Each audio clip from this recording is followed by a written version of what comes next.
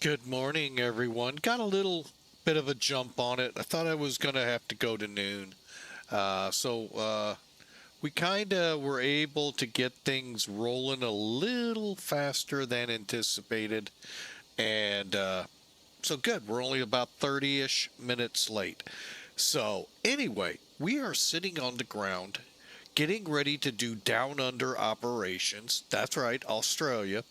Couple of flights here back to back. The first one's got a bit of a challenge to it. We'll explain here shortly. We're taking off from Perth. We're going to a place many of us probably never heard. Now, of course, if you live in Aussie world, you probably do know it. Broome, Australia. Then from there, we plan to head up to Darwin. We've been in there a couple times. We've been into Perth quite a bit. But Broome is a new one, and that's a bit of a challenge for this plane. The flight factor 767-200. We're flying for Piedmont Virtual while I'm thinking about it. Let me get that Acres program running in case it's going to be funky with us.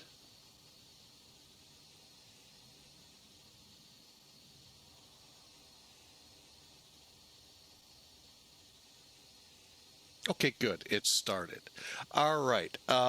So we're sitting on the ground, gate 19. We're about to come up on VATSIM here momentarily as well, waiting on Sim Toolkit to get all of its things updated and ready to go, and it looks like it is. So I'm going to do that as well. And like I said, we're going to fly on VATSIM here in the Outback. So bear with me as I finish that all logging in bit up. So how's your Tuesday going? I hope well. We had a great flight yesterday in the 747 as well as the Caravan, although we got stuck in the muck. I'm not probably going to release that stream last night over to YouTube. So feel free to head over and look at the muckety muck that we got into at Barra.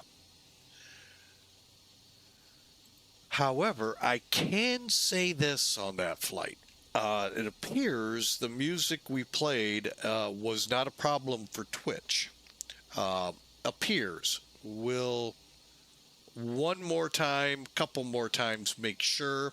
Then we'll give it a try to YouTube.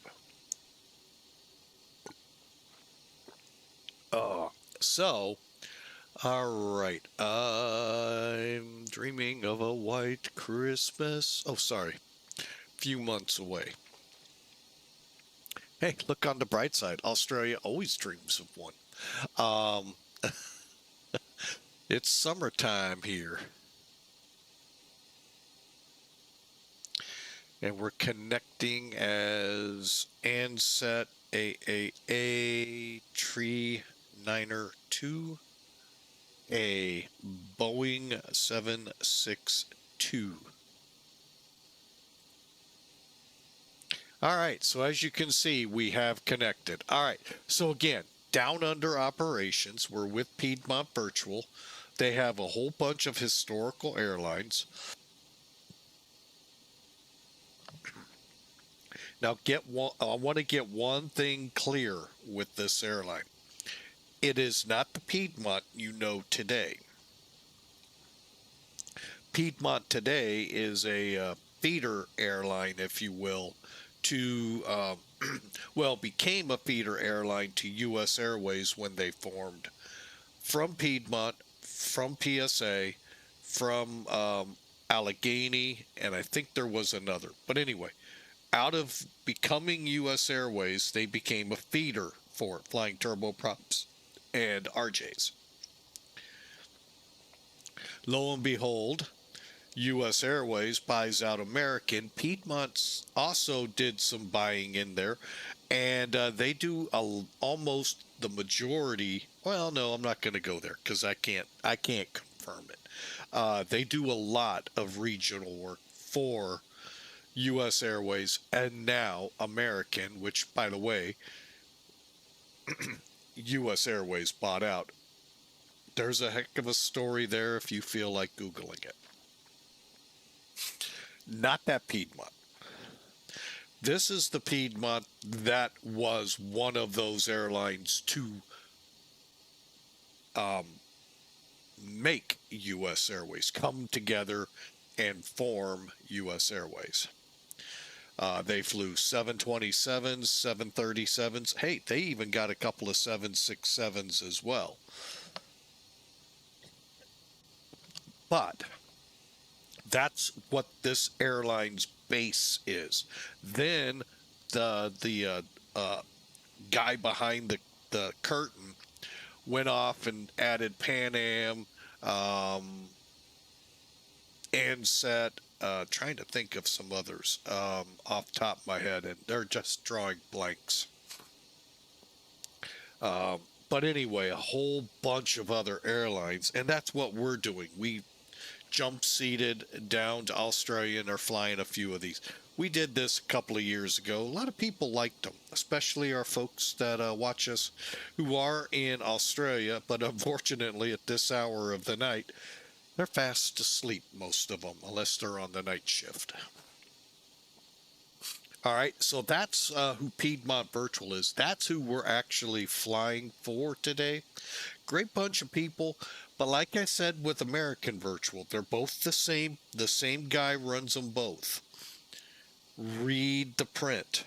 Read and understand, because there are some constraints here that some people don't like.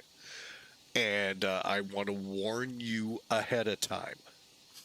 So buyer beware is basically what I'm saying, except you're not buying anything other than the ability to fly some great routes. All right, so again, enough on that. We're flying Ansett from this leg, Perth to Broome, second leg, Broome to Darwin. So let's crawl up in the cockpit and get this bird in the air. What do you say? All right, now, you may have heard it in the background. We were getting things going a little bit. Let's just kind of brief it. Okay, so we came in, we fired up the battery, we fired up the bus ties, the standby power, the utilities, and the gen drive disconnects. That's really all you have to do. I kicked on the nav light and the logo. Then I went up here.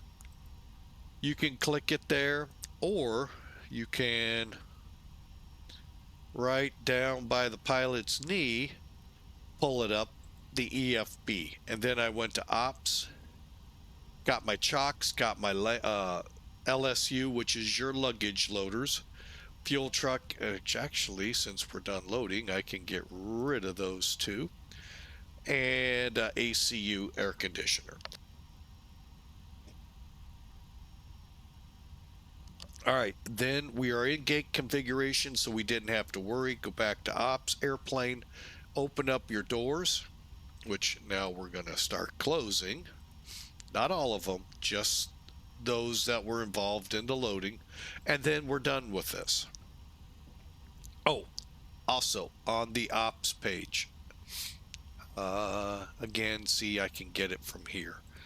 Went down here, and we'll brief it. Now, we could not put the load on here. It can only take 193 people. Bumper, bumper, bumper.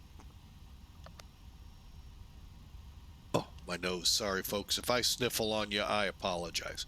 So, from some brief, we had 193 people, 10,000 pounds of cargo, 39, call it 40,000 pounds of fuel. Got those numbers in. Did my maintenance and optimized and loaded, and then you're done. All right, so let's brief it, shall we?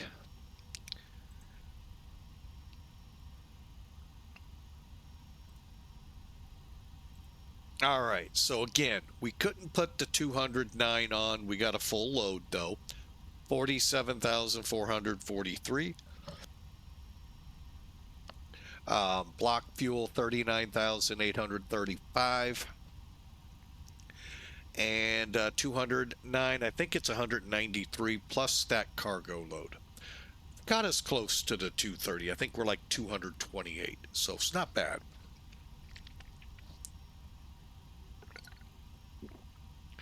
This cold is kicking me in every which direction but the right one. And I know, what is a right direction with a cold? Away? I don't know. Anyway, we're going off Perth, runway 6, planning 28 in Broome. The challenge will be seen here in a few minutes. AMANA 5 to AMANA, Yankee 31 to Broome. We're there. 25 on the cost index, 39,000. All right, weather. Pretty much not bad. Clear visibility okay here, 24 degrees. Rain like it has been most of the time, hanging off the coast. I don't know what this RF stuff is, so anyone from Australia familiar with METARs down there, I'd love to know what that all means. Over in Broome, this one's got me a little wondering what's going on. I saw one forecast that said something about thunder showers. Now we'll look at the map here in just a second, but currently the winds are 206.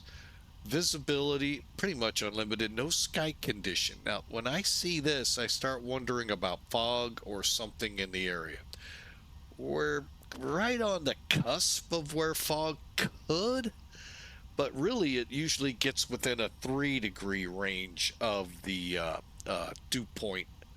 But with that wind stirring it up, hard to say. So we're going to find out. Matter of fact, I got to do something before we can find out. And as you can see, here's Broome. There's rain around it, so I don't know. And same thing here. So, well, offshore. All right. So, and then like I said, we're already online. All right, let me do that one thing I meant to do. Customize. Download. I didn't download the real weather.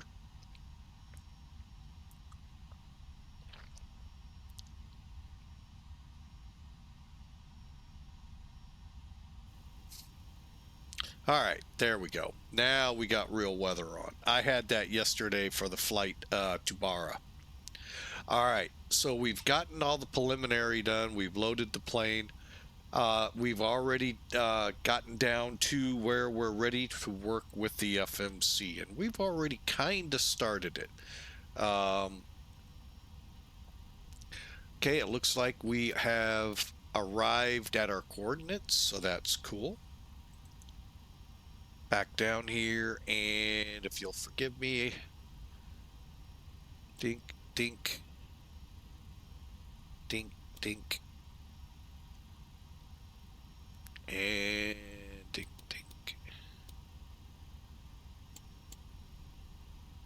All right, what I was doing, but just basically because it irritates me to not have it right.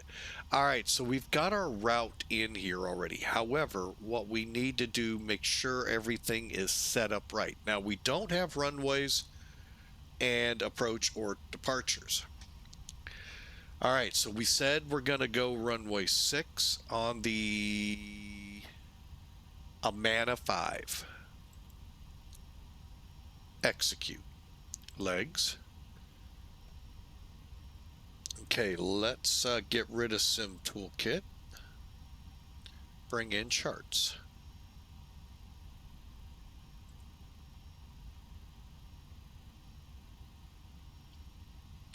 Okay, so you can see what the route looks like again, straight up to it. Here's our airfield we're at. Oh, I didn't do something. Hang on. Click. There we go. So you can see where we're parked. We'll just taxi down to A11 and take off. Okay, to the Great White North. Okay, not here necessarily, but anyway, some of you may know that song. All right, but we're doing the AMANA 5.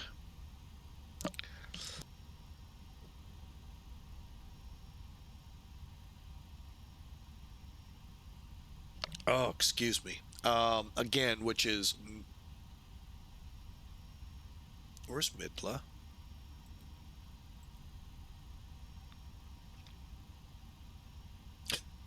Oh, I see what it's doing. It should. Wait a minute.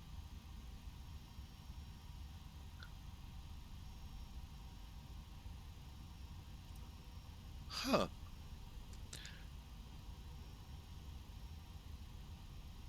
You make sure we're on the right runway. Oh, that's why.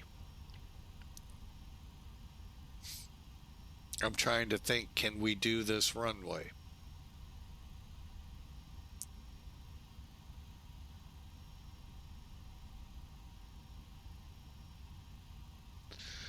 Ooh.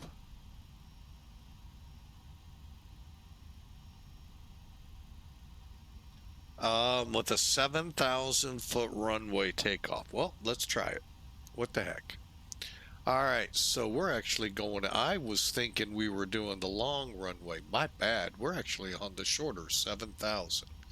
All right, so that would be a full power takeoff. Now that all makes sense. We're going straight to Alwyn and AMANA. Okay, so that all looks good. And then our route on up. All right, here's where the fun begins. Now we're whoop, index, arrival. Now, here's our airport. Get 800 more feet of runway to land on. Yeah, so yeah, it's going to be fun. Um, so currently, the thought is we're going to land on 2-8. All right, so approaches we have available.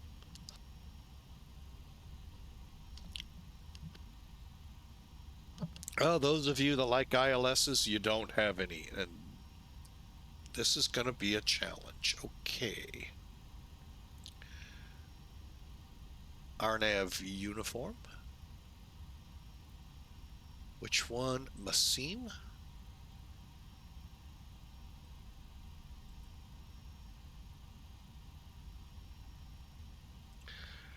Why don't I have a chart?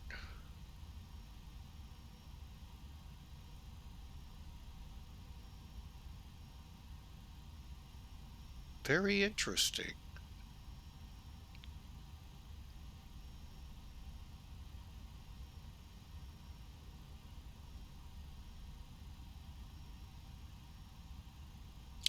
That would help to be on the right runway. There we go. Huh. First off, do we have that selection over? We sure do. Okay. All right. So we're going to look at select as soon as we get rid of. Okay, we have no approaches, so to runway 28.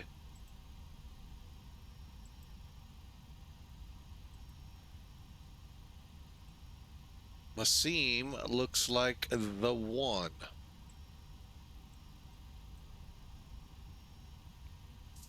All right, so we're going to do the RNAV uniform. Massim.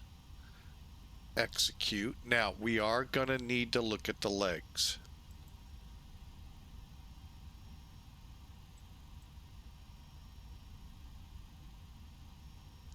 Capini. All right. Execute. All right, so now we have it set up.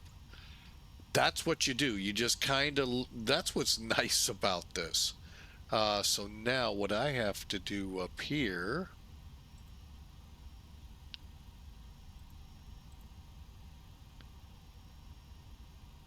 there we go. And then we'll go direct Massim and then enter that RNAV. Ooh, which we don't have a chart for. That is always lovely.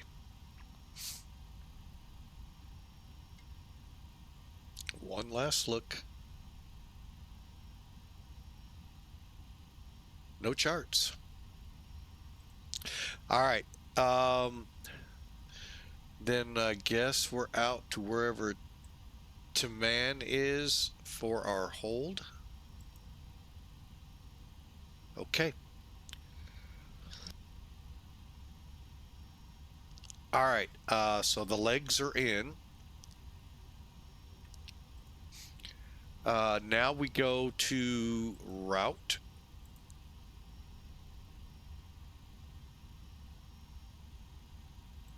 Okay, everything looks good there. Let's go to Perfinite. Unfortunately, there is no niceties here like we're used to with the 320 or 319, 737s. That nicety isn't here. The init page. All right, so I'm going to go ahead, get rid of this sim toolkit, because that's what we're going to need. Okay, first click your zero fuel weight. Okay, next our reserve.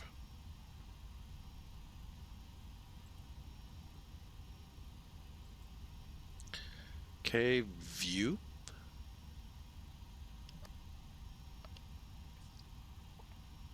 And details.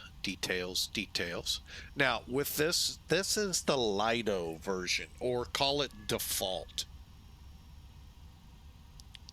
So you can get your FMC reserve or FMC reserve and alternate right here, 16.0. So we'll just put in 16.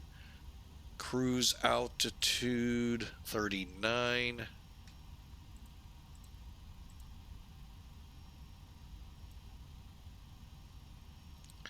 Cost index, I thought it was 25. I'm looking for it real quick.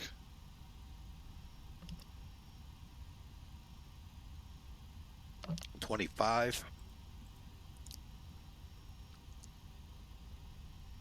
And 221 at 19 for the wind.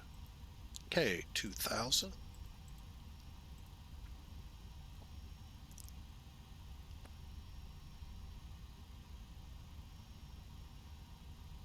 All right. Okay, so we'll go to. Okay, with all this information, we'll just go to takeoff predict. This will tell us there's our takeoff weight. Everything looks good. Calculate. All right, so we're going to take off. Wow, we're going to actually be able to derate? Holy mackerel. I wasn't expecting that.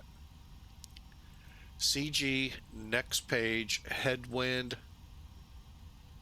Runway wind is 100 at 15.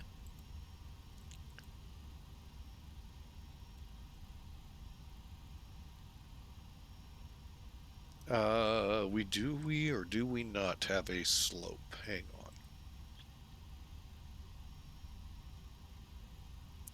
All right, so what I did, I'm sorry folks, I was on another page doing everything. Calculate, there you go. So we're going to be flaps 5, takeoff 1, select temperature 50, and there's our speeds. They'll be close to that, but let's back up. No slope. Right here is your slope.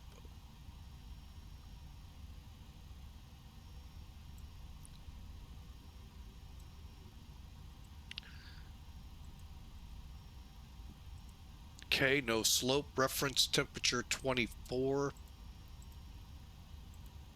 Okay, go back. Now, as we looked at a sim brief,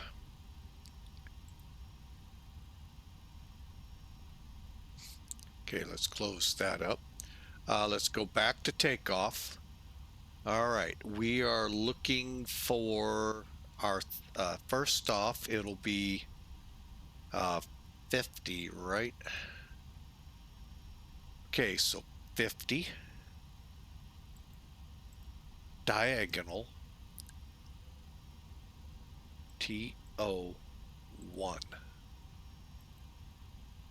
That derated us. Okay, flaps 5. This will give us our speeds once we turn reference speeds on. 133, 136, 143. They're not bad.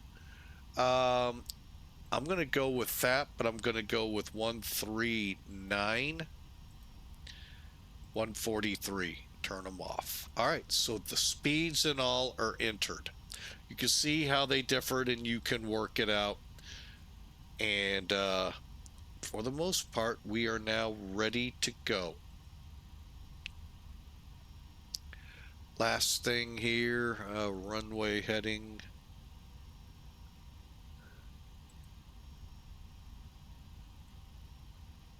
Is 61.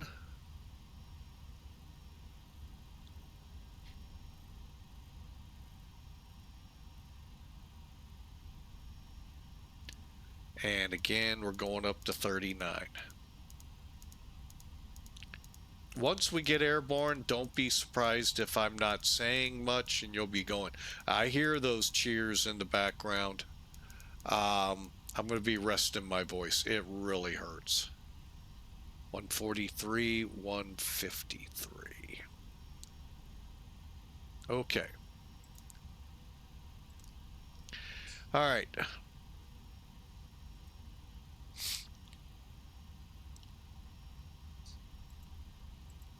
Take off 1. All right. Okay, so everything is for the most part ready to go. The only things left to do on the checklist are on the overhead panel. All right, so let's go down it. Yaw dampers, we'll leave those off for now. Let's get our EECs to normal. Hydraulics are already, I've already turned the electrics and the demands to up. The electrics on, demands auto. Cargo heats are coming on. All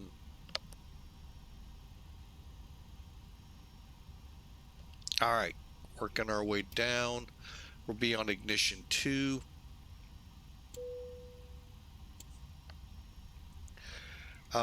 Signs are on, left and right.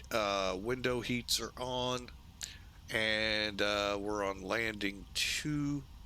And Broome is 57. Where are we here on landing altitude?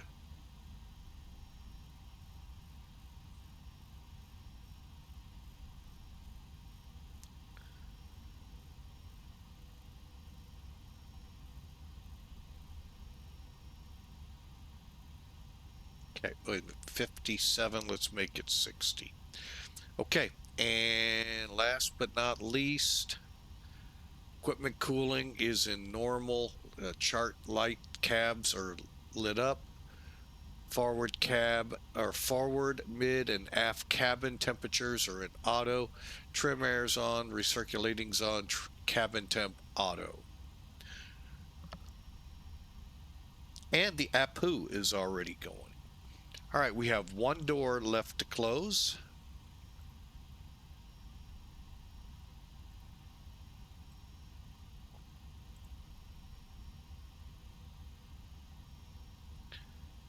And let me double check.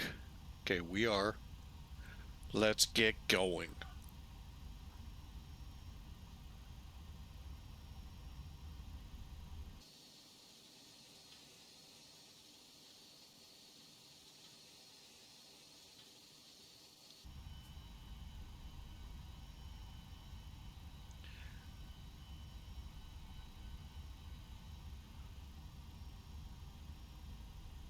Ground to cockpit. Please show me where you want to go.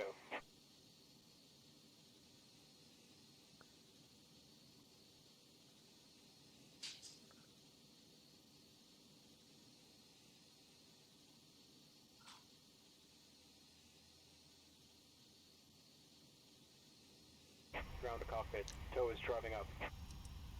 All right, we're ready to go. One quick check here. Nothing up on Darwin or here at Perth.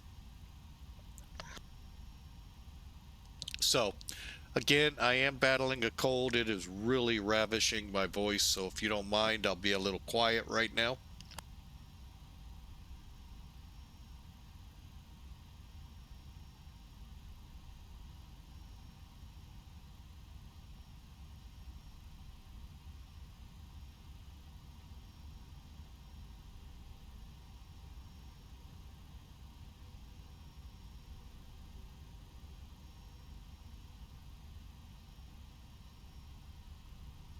Okay, all doors and hatches are closed.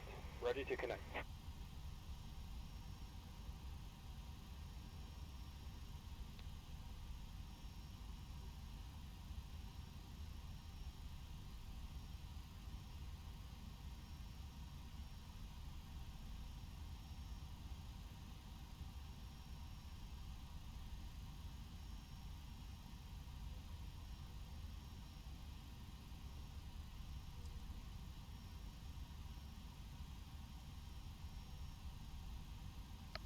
All right, for engine start, what we're going to need to do is turn our packs off, fuel pumps on,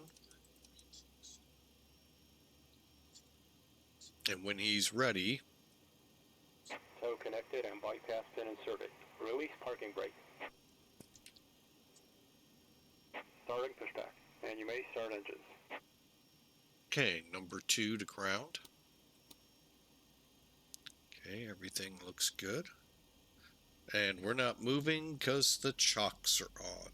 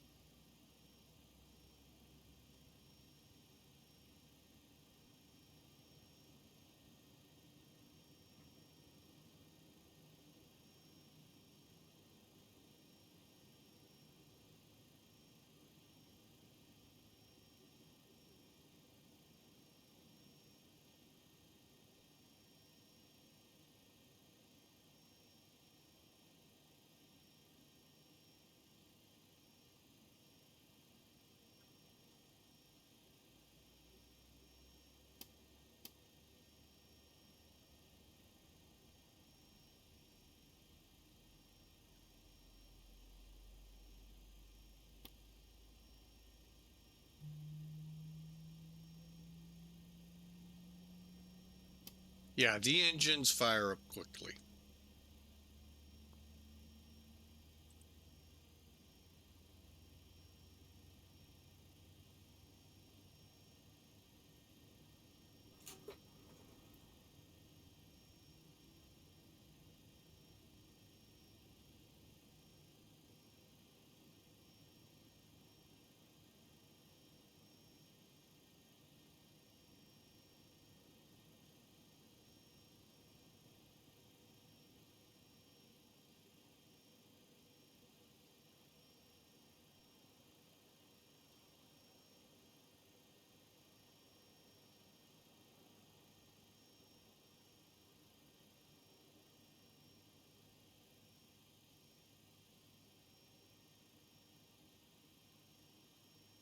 Operation complete.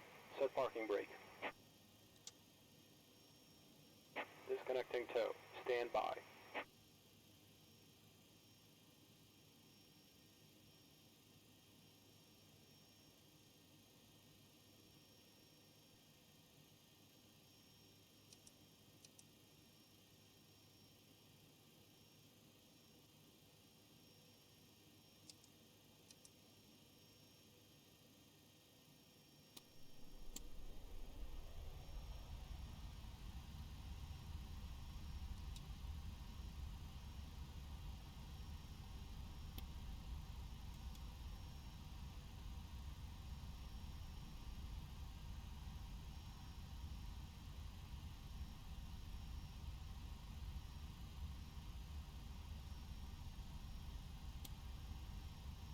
tow is disconnected and bypass pin has been removed. Hand signal on the right. We'll see you next time and have a safe flight.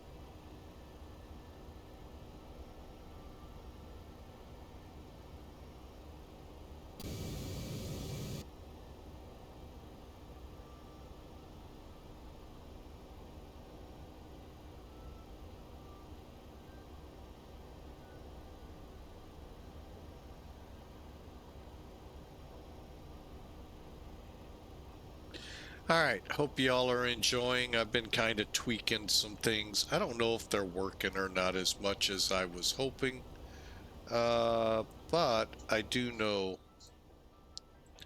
that gets some of the sound gone real quick. As we head out over the outback. All right, I am going to be by the, hey, mission failed. Welcome aboard.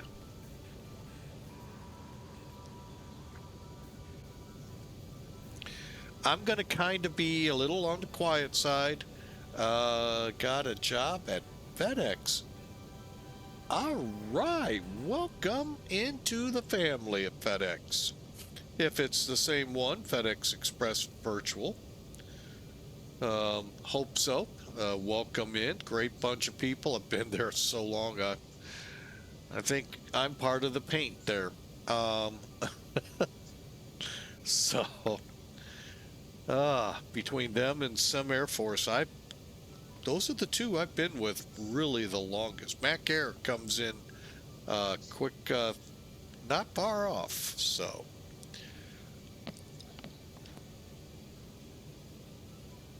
all right. To rest my voice so I can have some for the arrival in Broome. Um, Enjoy the flight. I will be watching chat, and hope y'all enjoy this to Broome, Australia. Never heard of it. We're gonna fly into it. You don't hope you crash it. ISFO's not too bad.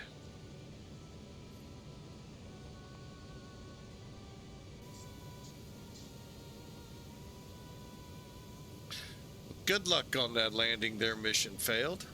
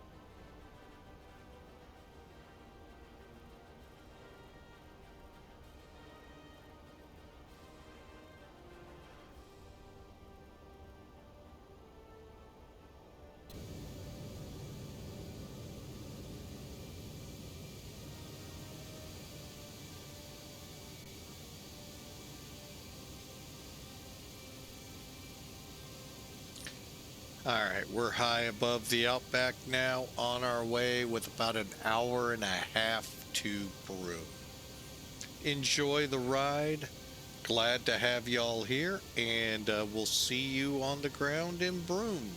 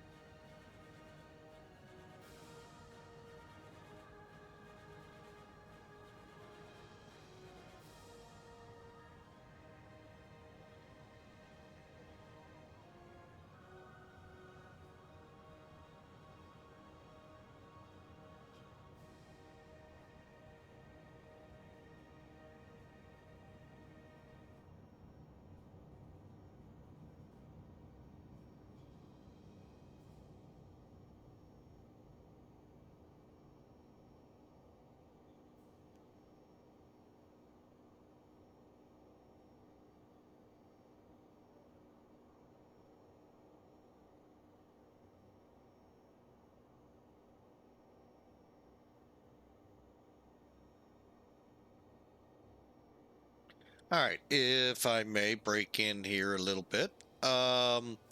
One thing many of you may never do out there, or may never get the chance to, is get up here and actually explore 767s. I actually was privileged, and I always did this on many aircraft.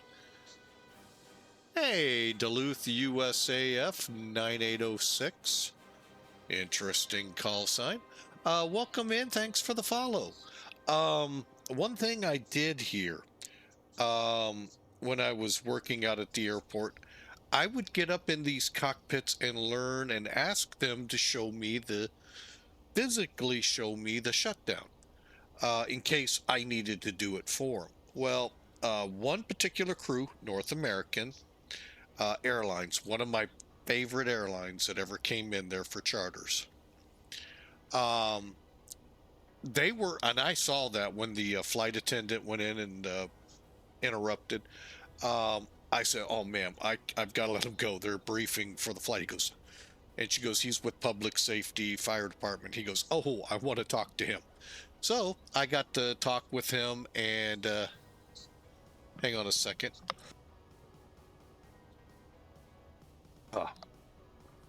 And he showed me some things in this cockpit that were not in our books.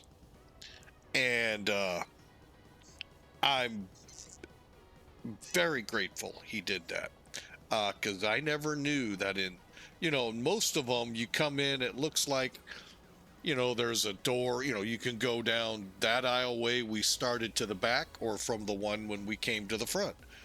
No, what it was, you went back behind this chair, or where those instruments are, is the cockpit rest berth.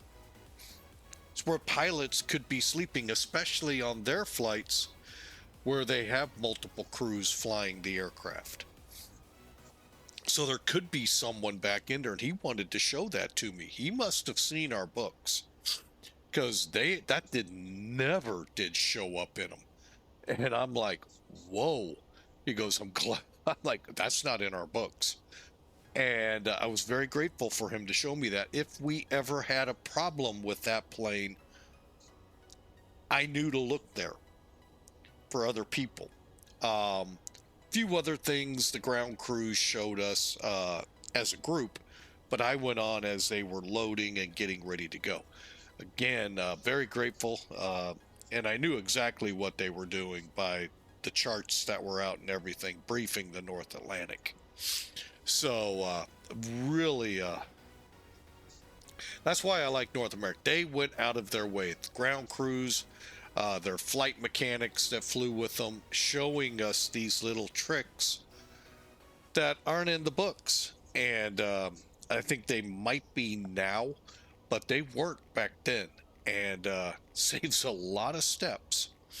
So anyway, all right, I just saw Duluth not only follow us, but recommend us as a, let's see, in the channel recommendations in Discord.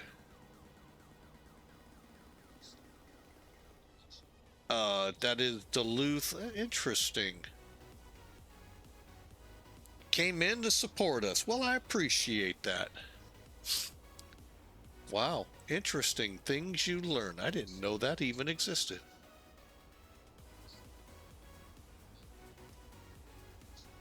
Well, thank you, Duluth. All right. I am going to get back quiet. Man, my voice is really hurting right now. So I just wanted to give that little tidbit as we came up. Those of you tasked with firefighting, when you come into these heavies, don't assume what you see in the sim is exactly how that cockpit is. Matter of fact, more often than not, they don't look like this anymore. This is the old kind of style. Their berths in them. Remember, they're long haul aircraft, so there's got to be more than just the pretty boys up front. There's pretty boys in the bunks probably too. So got to find out where those are, because guess what? Not only do the pilots have sleeping quarters, but the flight attendants have hours of service, so they too have a relief crew persons. I don't know how that works back there. And there's an area segmented off for them too. Now, these are not the greatest of quarters, but just something for you guys to keep in the back of your minds.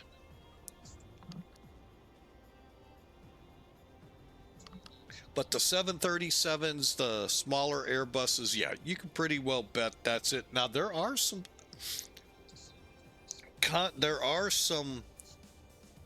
talks, I will say it that way, that could change a little bit of the cockpit, just a little.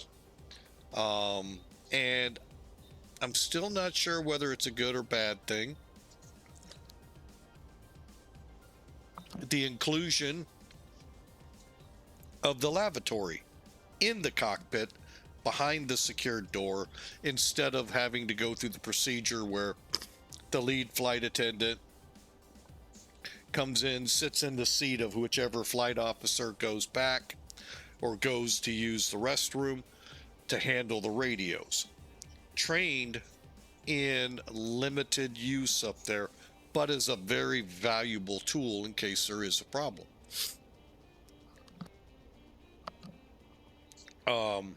But mainly for the radios. But there are other aspects they can do. And then they switch off again when whichever flight officer comes back.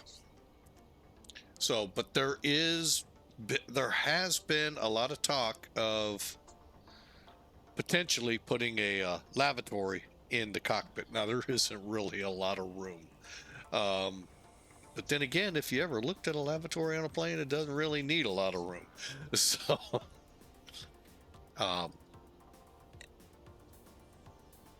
anyway, we're going to continue on down under here.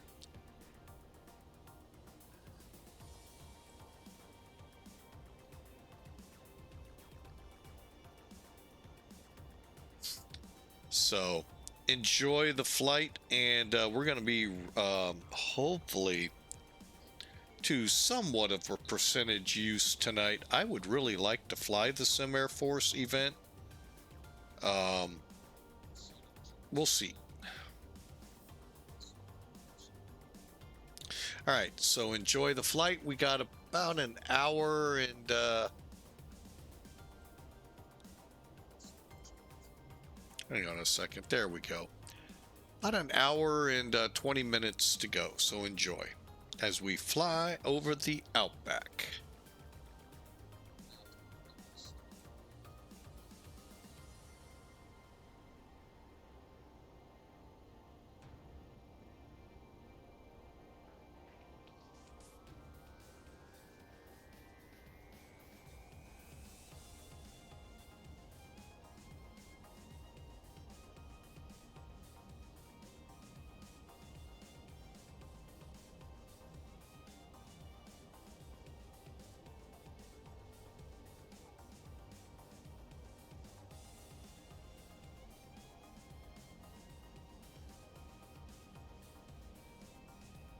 Wow.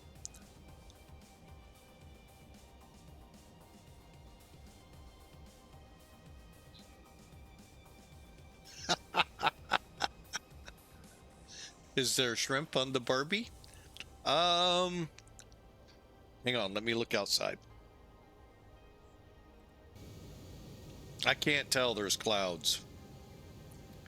That looks like dry lake beds. I don't see many lakes. So I'm gonna have to go with no. Maybe when we get closer to Broome.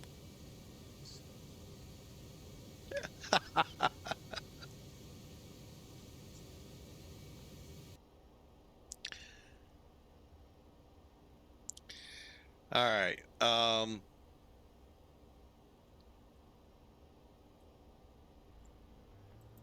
let's get a fun fact here. Some of these are in the world of may not believe them. All right, Super Mario. Okay, well, I won't know this one. Land was the most popular game on Game Boy during its release.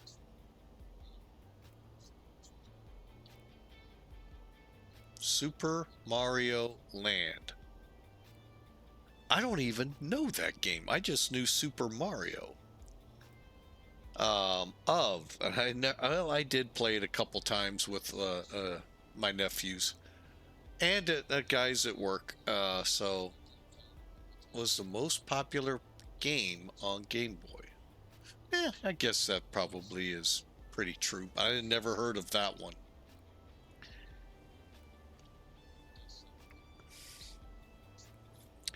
All right.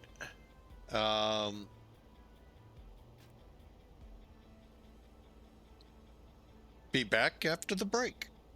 If you're tired of commercials, you're always welcome to hit that subscribe button. It will cost you some money. It helps the stream and it gives you ad-free viewing. Mr. Bongo, welcome aboard. Hello, hello, hello.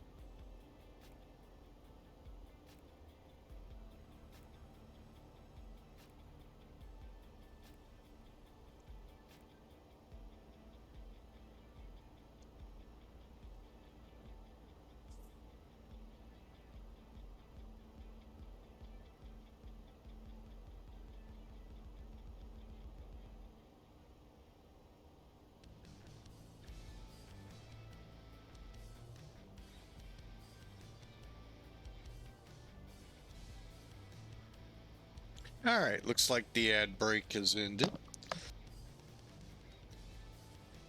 However, my coughing spells have not.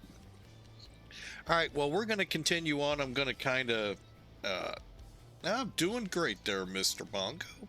Doing great. Glad to have you aboard. Hope you enjoy flying down under here in the land of Australia.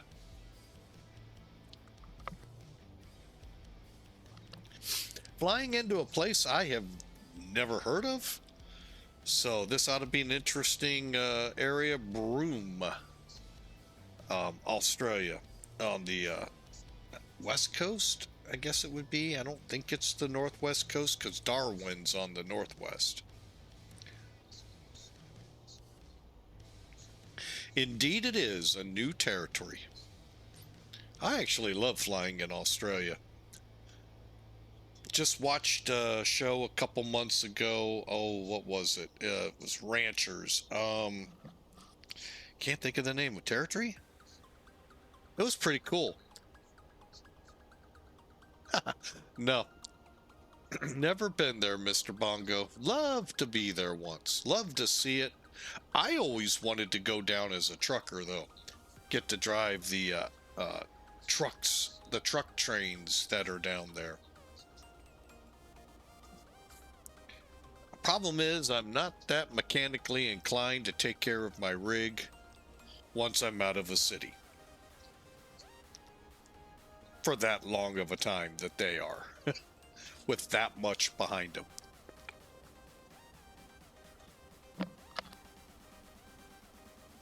Always wanted to do that, though. Used to watch Outback Truckers, I think it was called. That was a pretty good show. Mainly staged, some of it, but hey, still proved the point of what it's like to drive down there as a trucker. 3, 4, 5 trailers behind you. Holy mackerel.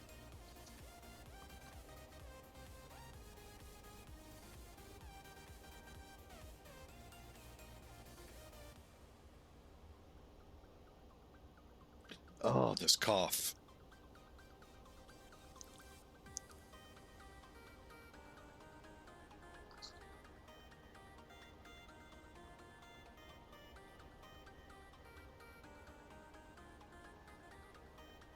Six weeks in Australia. Oh, although, let's see. Yeah, it's their summertime. Okay. Yeah, I opened it up singing a song going, I'm dreaming of a white Christmas. Oh, you don't get white Christmases down in Australia. They are dreaming of them.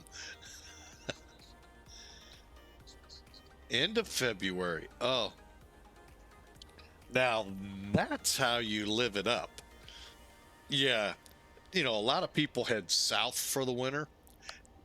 Yeah, head down under south up to Australia. Summertime there, then head back here for our summertime. Hey, that's not a bad gig. Just expensive.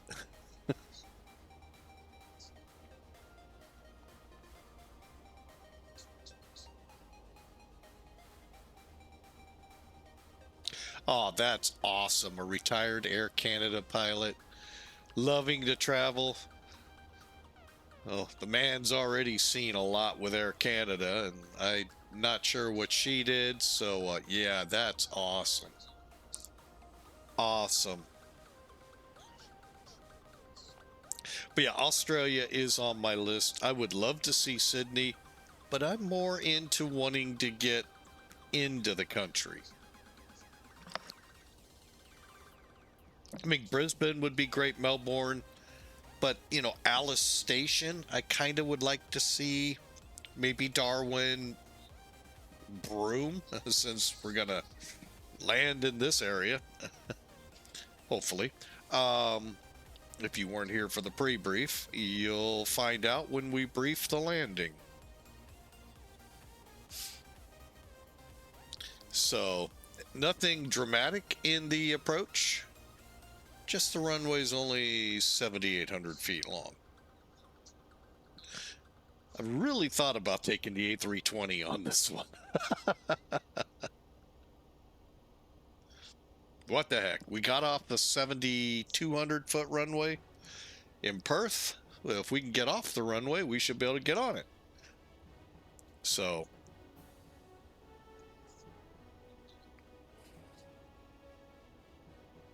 that's my logic, at least.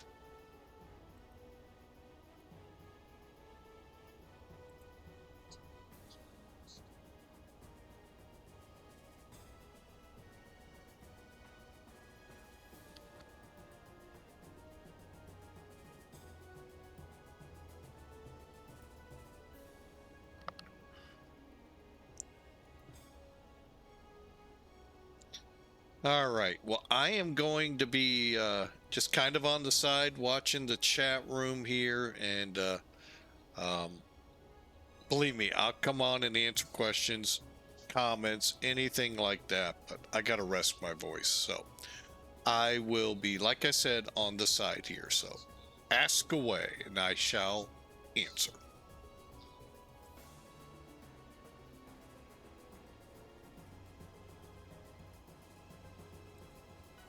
I can only imagine, Mr. Bongo. Only imagine the stories he has.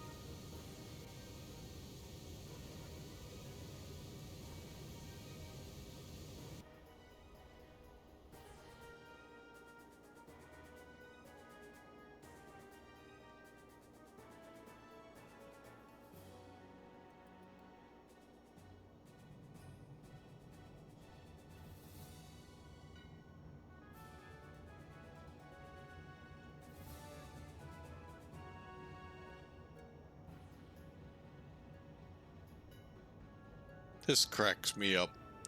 I just set that as the default, and then that person brought the wind. Oh, these shades are so. Oh well. I just made that the when I clicked the key, and now it's covered. If I would do the one behind it, it would be too.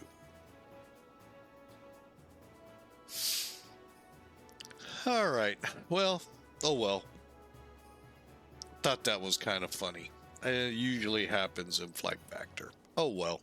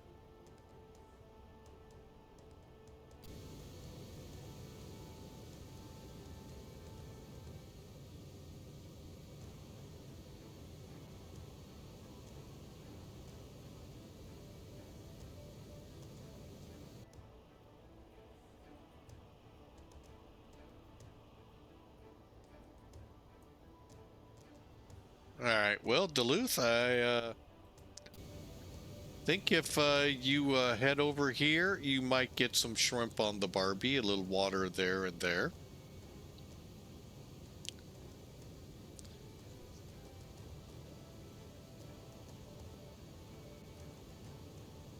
As soon as we get closer to Broome, you definitely will be. That's on the coast.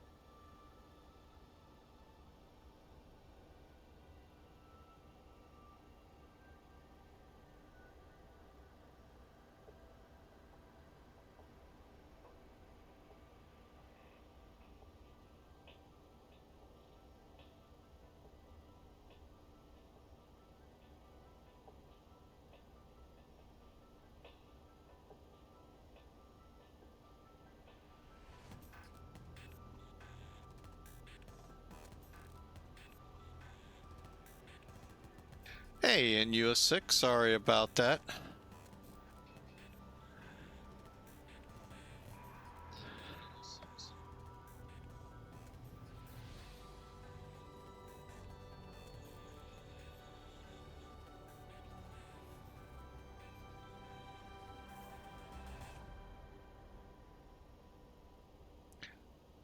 Well, NUS6, thank you for the resubscribe. We sure appreciate that. 24 months at Tier 1.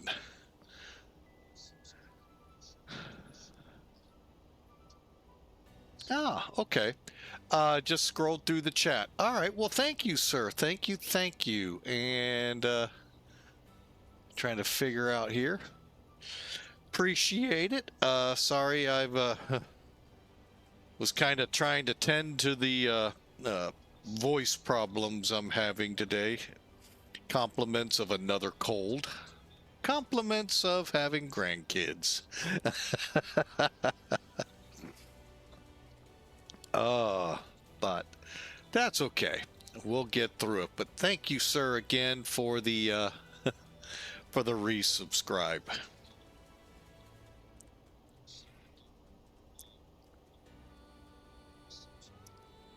We stand about 40 to 50 minutes out, and oh,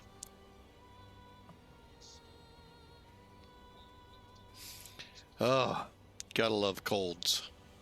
And it doesn't help that the weather here is just bouncing all over the place. Couple days ago, or yesterday, we actually hit 70. Day before that, 60. Day before 50, so that's good. Today we're 50, so whoop, back down. And there's a talk of possible freezing rain tonight here.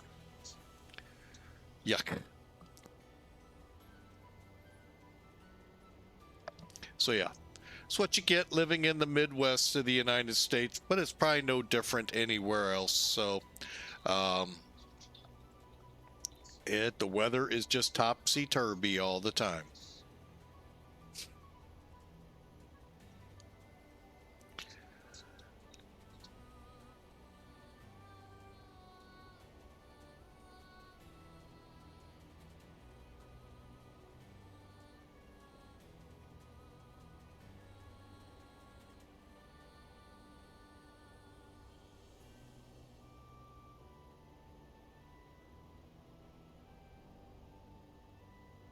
All right, let's see. With our ETA like it is, let's go ahead and let you all take a look at what we got planned for Broome, Australia.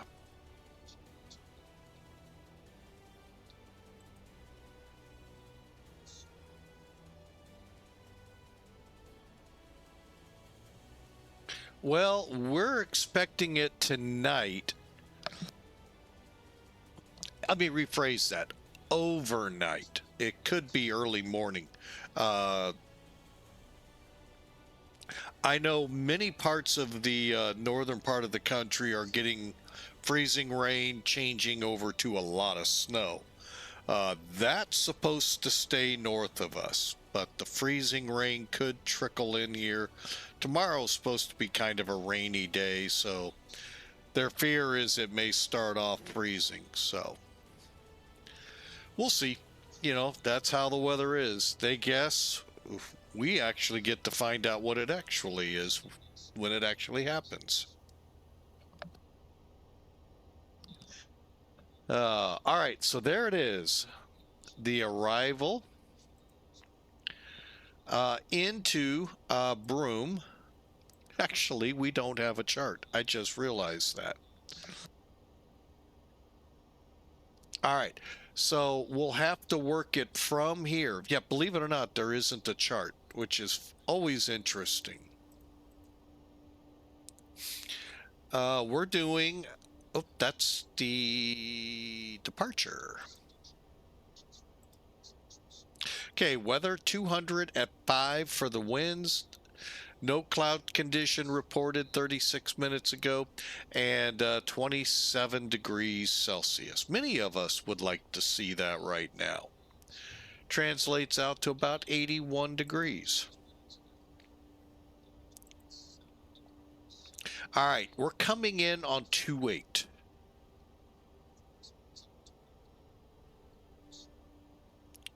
And we are going to fly the RNAV uniform, which is not here.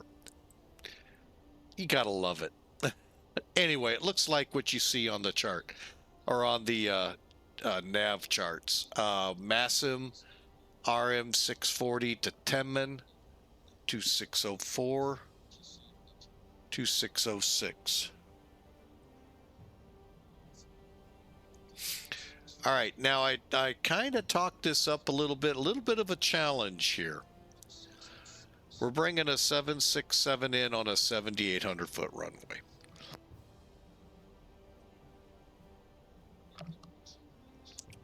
So that in itself will be a challenge, and then we're going to try and park it down here. That shouldn't be a problem. We'll see.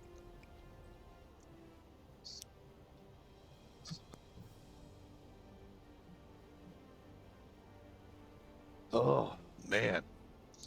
Not only is my nose running, but boy, the insides of my mouth are just like so dry.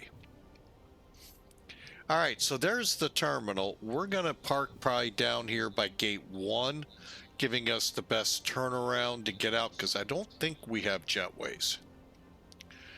And then we'll depart on our next leg. Not a lot to it, but it's going to be fun.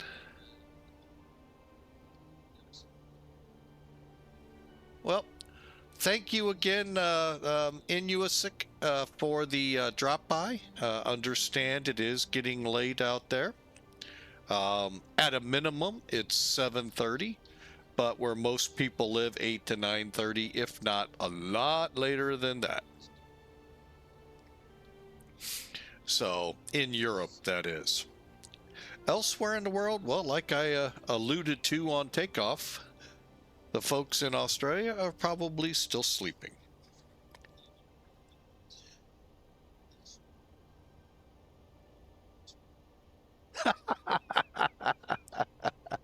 Turning the volume down to lower the risk of contamination. Yeah, you could always just put your fingers up and across. That usually does it too, right?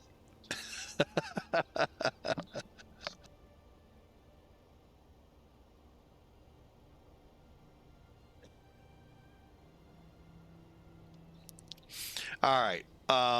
So that's what we have in about 45 minutes or so. So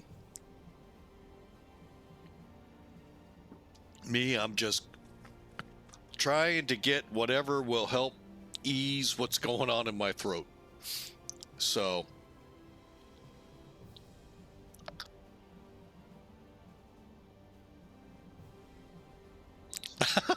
look, the power button on my phone. All right, sir, you have a great night. Thank you again for the resub. Sure appreciate it.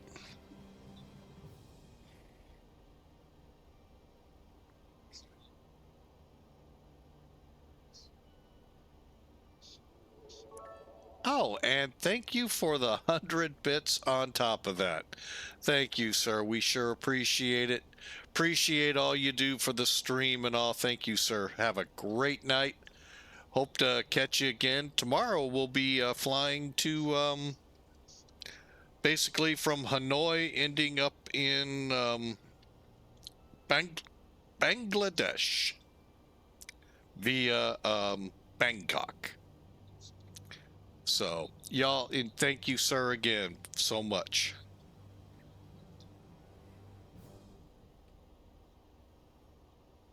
And folks, I will be right back. I am going to try and find something for my throat. Be right back.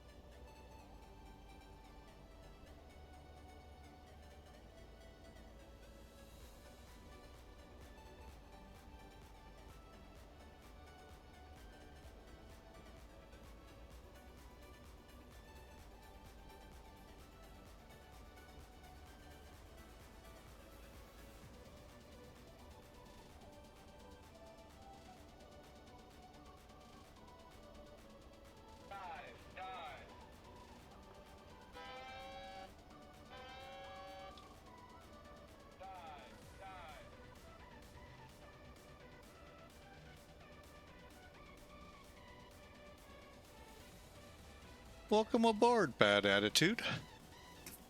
Why would I want to dive right now?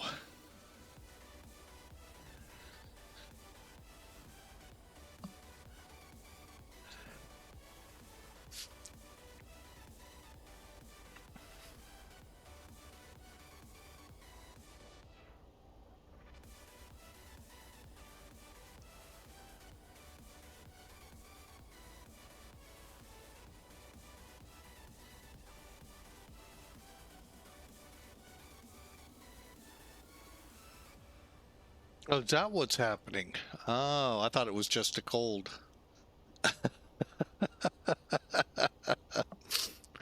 uh, well, speaking of landings, let's see.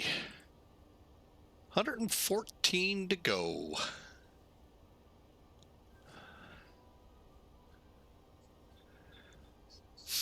Actually, you know, that's not a bad idea here.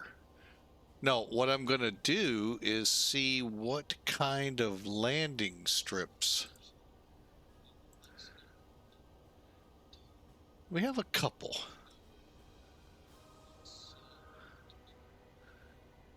In the area, so that's always good to see. After this, it is a press to Broome.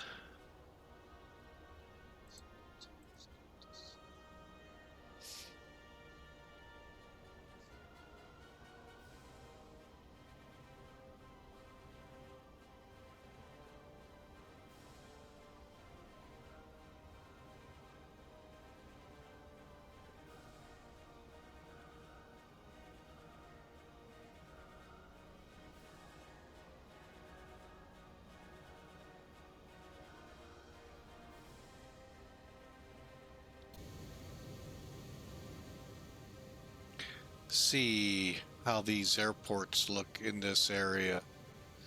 There's one. I don't think. Oh, right behind us. That could handle us, I think. Then that grass strip.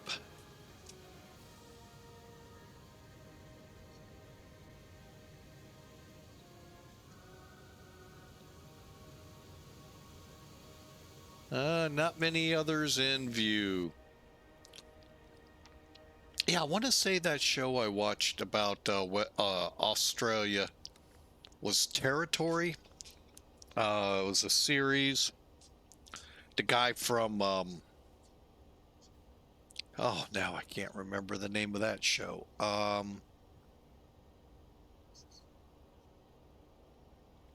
Was a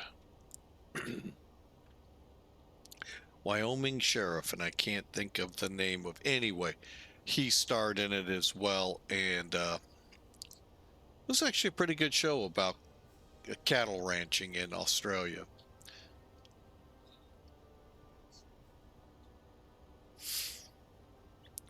Took a few episodes to start. Again, you're not only learning who the characters are, but you're also trying to understand Australia when you live in North America. So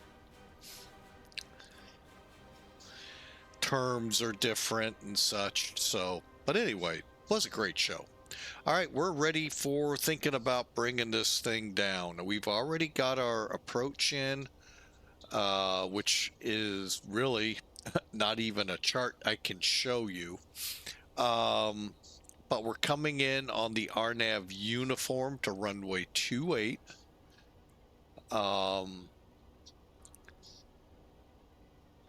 Just checking if there's anything. Seatbelt signs will go to auto, which they already are. No ILS because, you know what? Let me double check. One thing I don't like about sim briefs, way of doing things, it tells you auto for the brakes instead of the setting they used. We're on a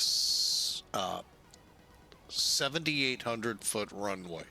I'm going to set them to 3. And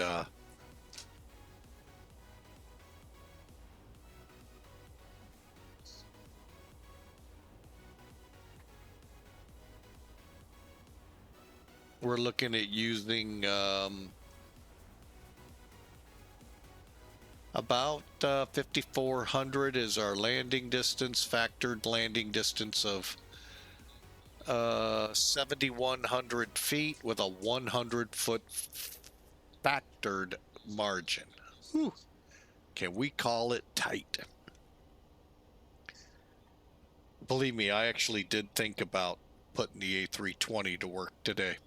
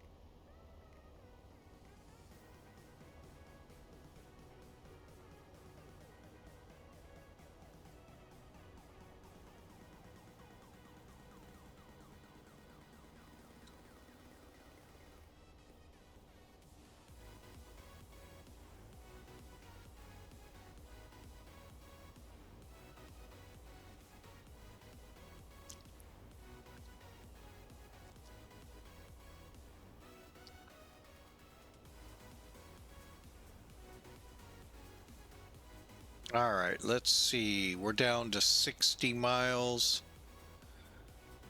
And we...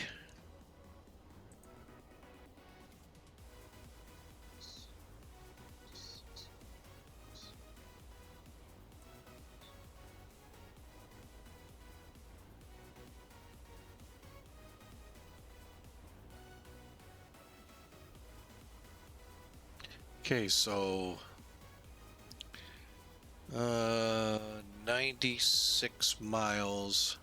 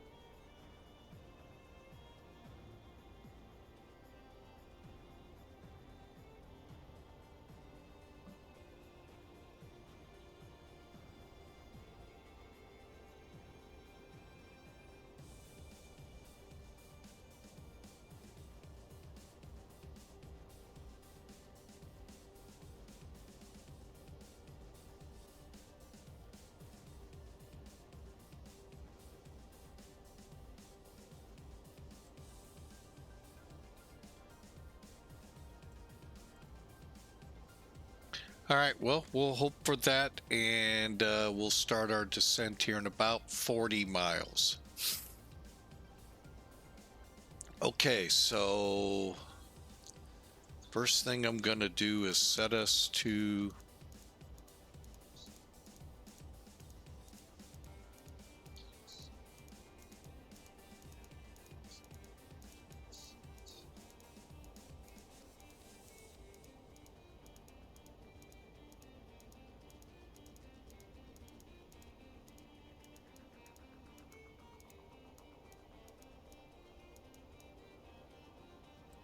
Okay, we're set for our altitude. Now, with this airplane, what you'll have to do... Okay, you would click descent, check your flight level for your transition. That looks good to me.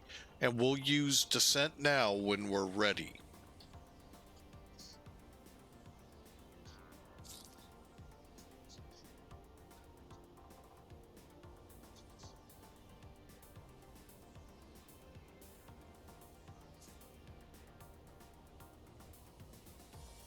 And then we'll start in. I'm going to start us at about 20 miles from top of descent.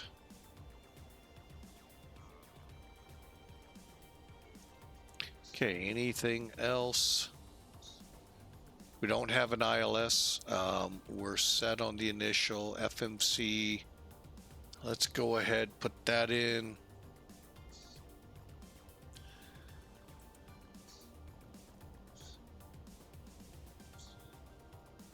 What I did is clicked here, which put it down here in the line select, clicked the other line select, put it right there. So our current landing speed is 132.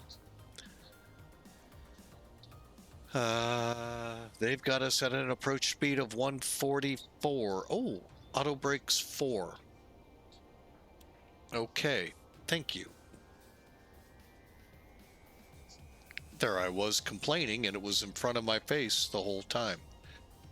We'll see how that 144 works out. And that's by SimBrief, if those are curious.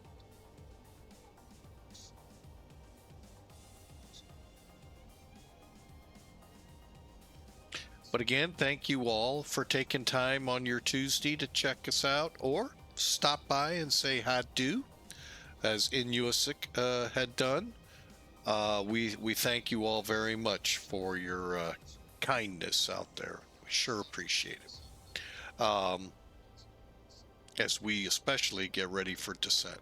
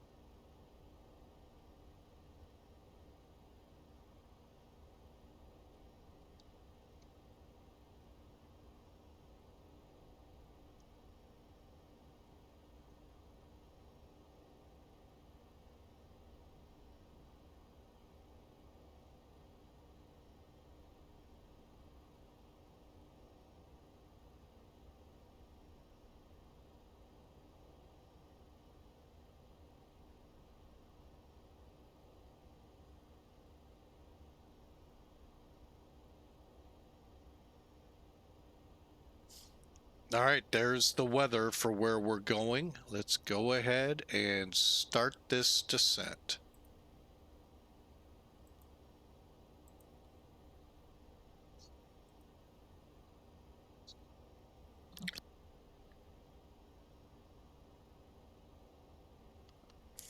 All right. Ugh.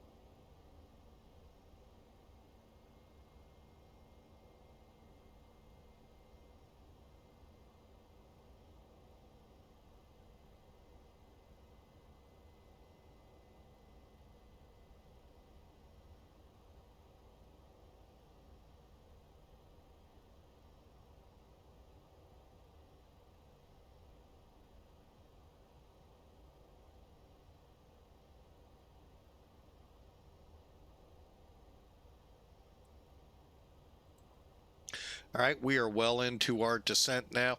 If you're into predictions, exclamation mark the word predict, a space and a negative number, and you'll get in and find out how close you are. We're also flying for Piedmont Virtual today. Check them out at that website. But before you click join, they do have some peculiarities you may want to, reconcile, make sure you're okay with.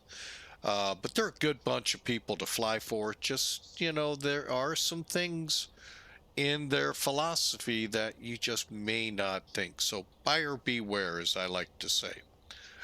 Great bunch, historical. They're part of Virtual American. So, all right, we're continuing down. And looks like got a little ways to go until I'm ready to put it into uh, indicated speed.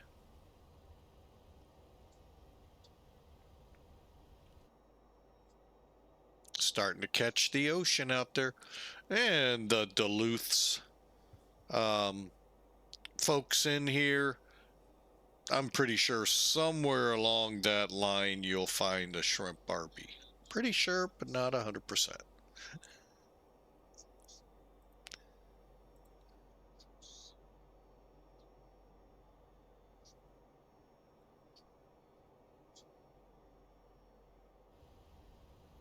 Some shrimp going on the Barbie.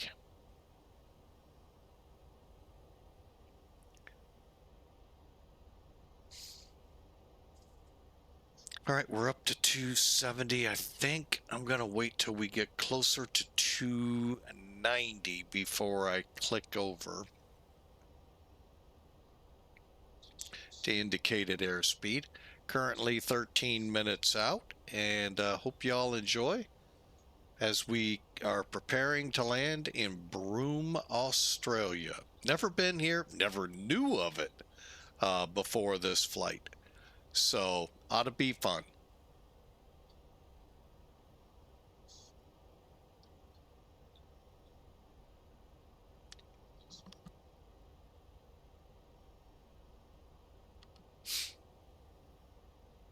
Always fun flying out here in the outback, though.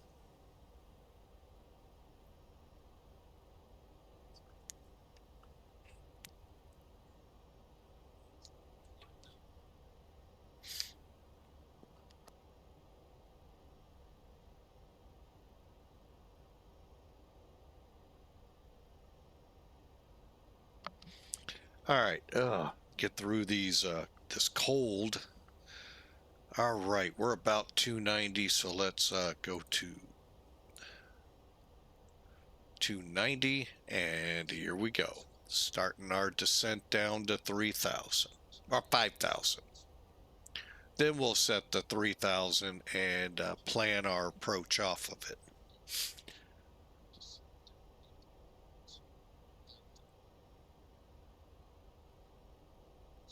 Gun, we love having all of you here. Thank you so much. Next flight will be continuation of this one from Broome to Darwin. So hope you can stick around for that one.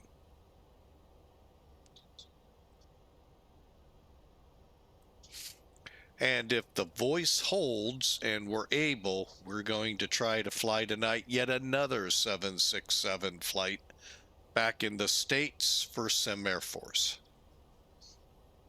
We'll see, though, on that one.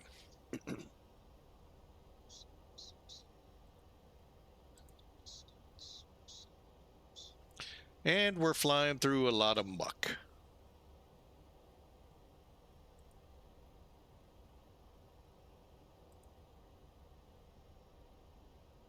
Not really sure what prompted me to click that button.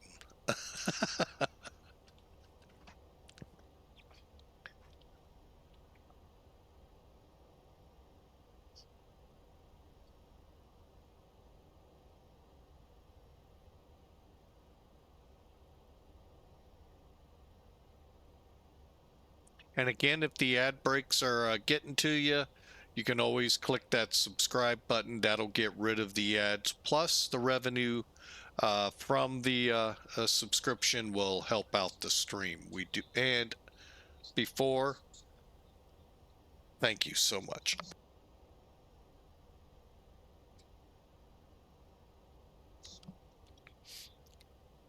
Oh, and again, thank you if you do choose to subscribe. We sure appreciate you. Hey, if you just choose to follow, we appreciate that too.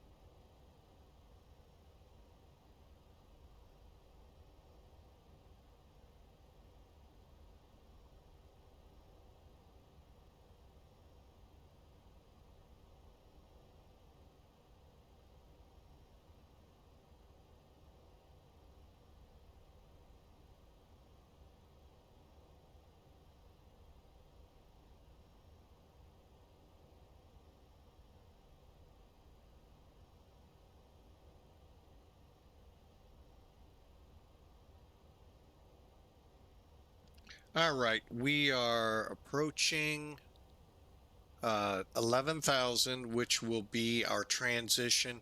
Lights will come on at 10,000. Let's get the seatbelts back on. Wing lights. Out of curiosity, did I ever close that door? Good.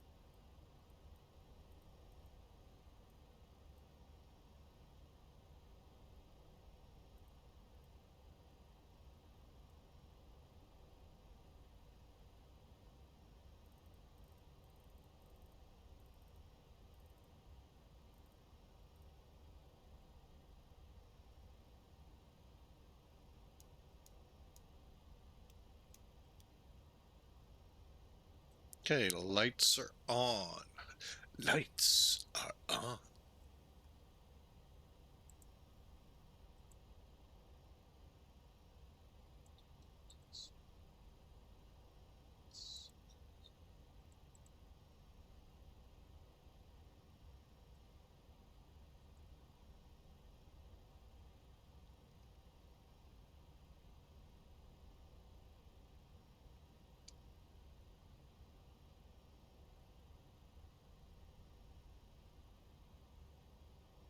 All right.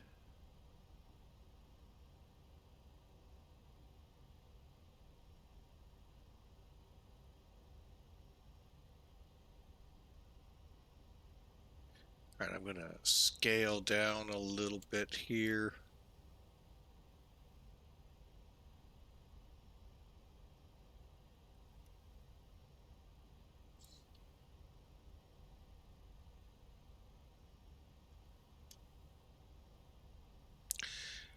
We are inside of the airport. It should be right up on the other side of that bay. We are currently through 10,000, slowed to 240, and preparing at Massim to enter the RNAV uniform for the runway.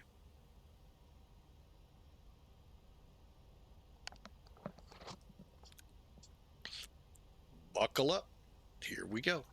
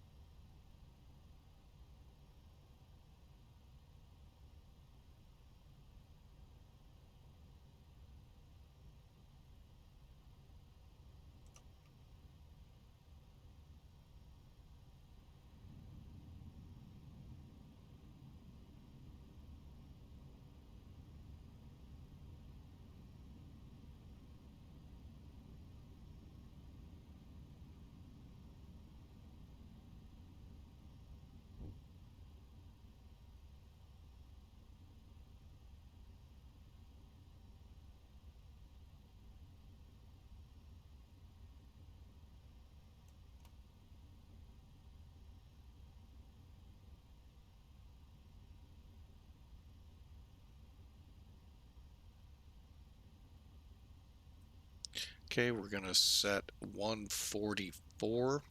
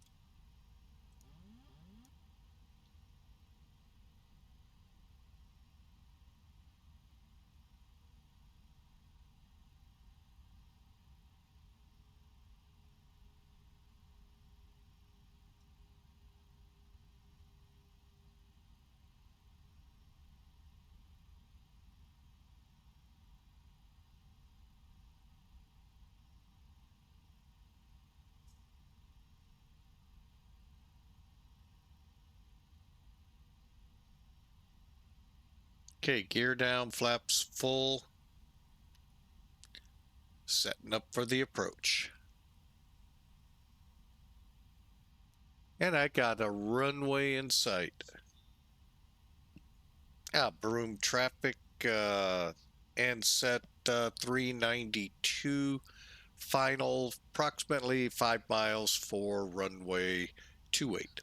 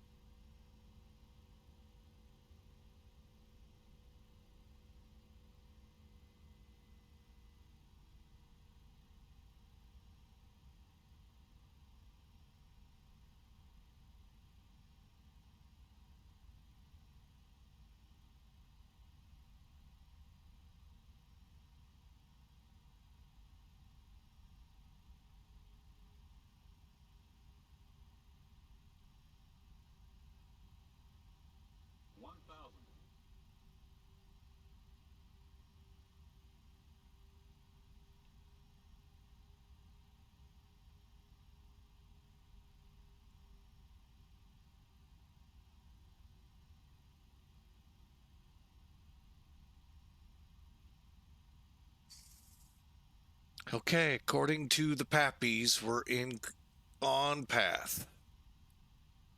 500.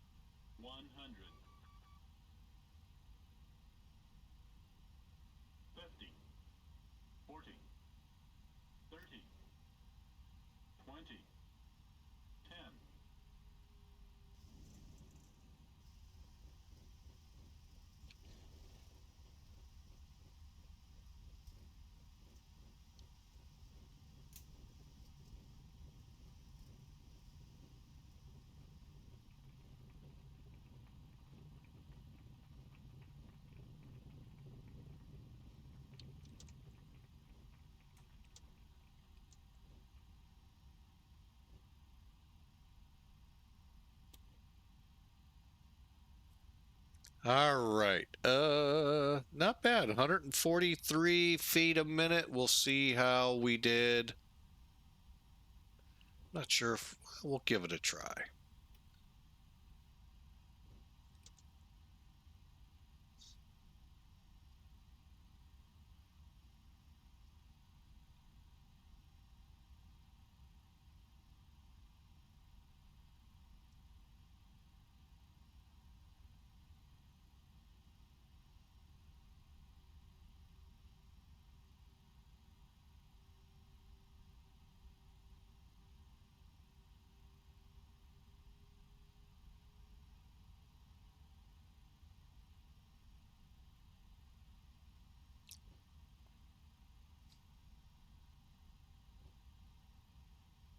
All right, let's taxi to the ramp.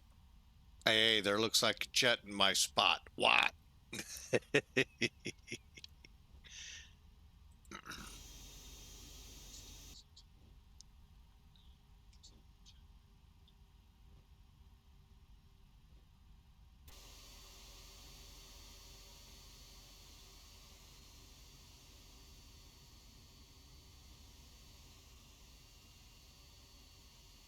Got a wee ways to go down here to Alpha. Actually, I think we'll be okay. I think that CRJ is far enough south.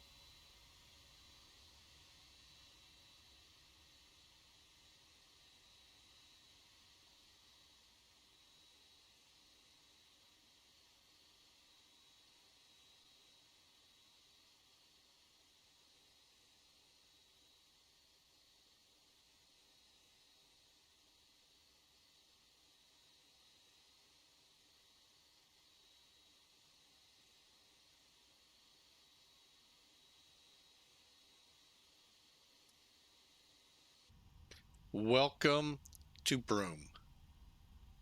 All right, hang on. Let me make sure we're set. Okay. APU is on.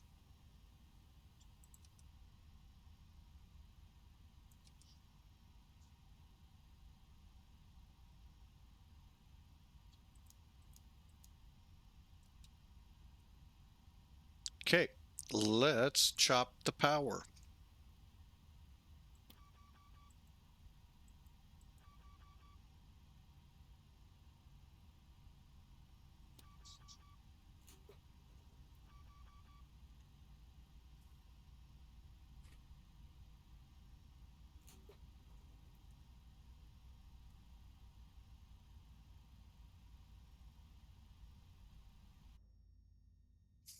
There you have it, from the tower.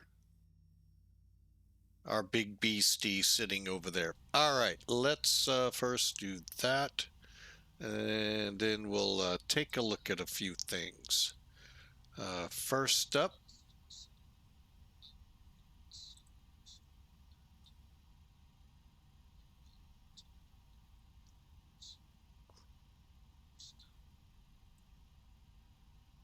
okay, got the airline taken care of.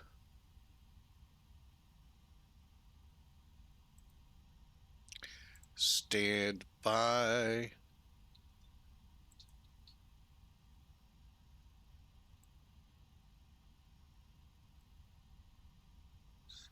Want to see how that did.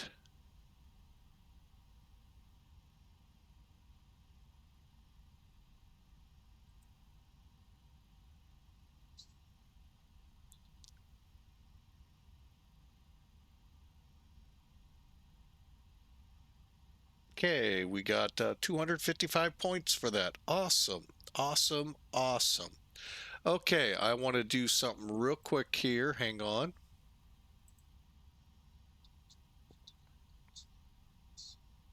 And then we'll get into it. Is that Darwin?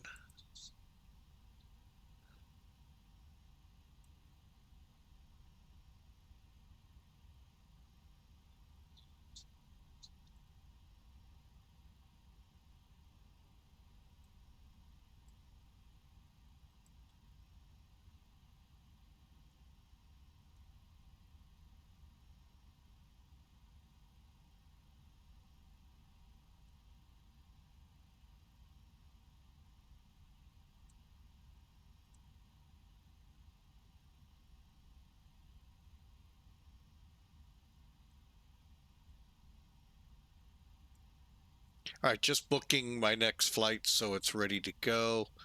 By the way, that'll be flight 377. All right, with all of that taken care of now, let's get in here and look at some of our other possibilities as I finish up that process. Looks like we have 193 folks waiting for us again. Awesome. Ah, there's the make another booking. Okay. I was trying to figure, I knew I'd seen it. I just couldn't remember where I saw it. All right. So that was a good flight, folks. Really fun. We'll get all the particulars here in a minute. Um,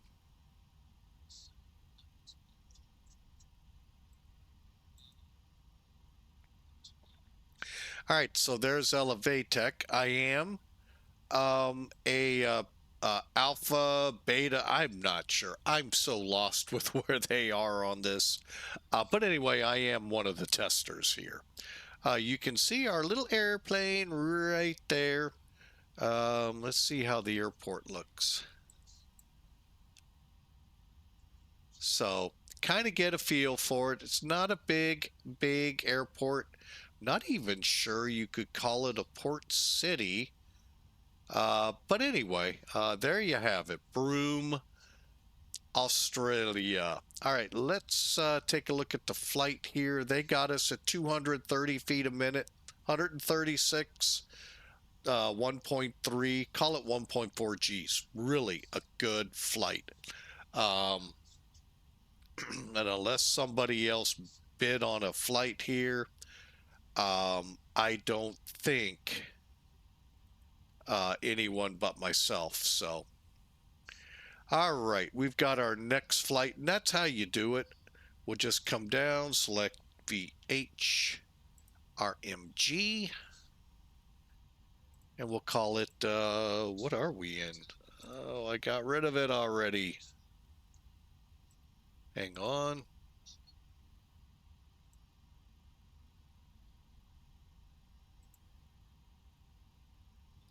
We are in gate 1.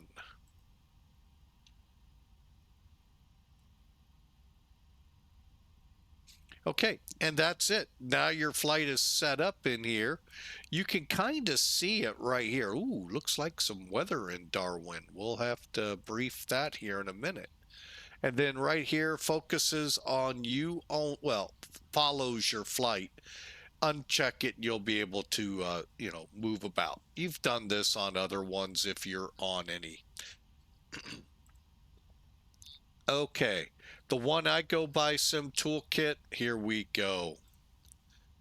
143 feet a minute at 135. Now they got us at 1.8 Gs.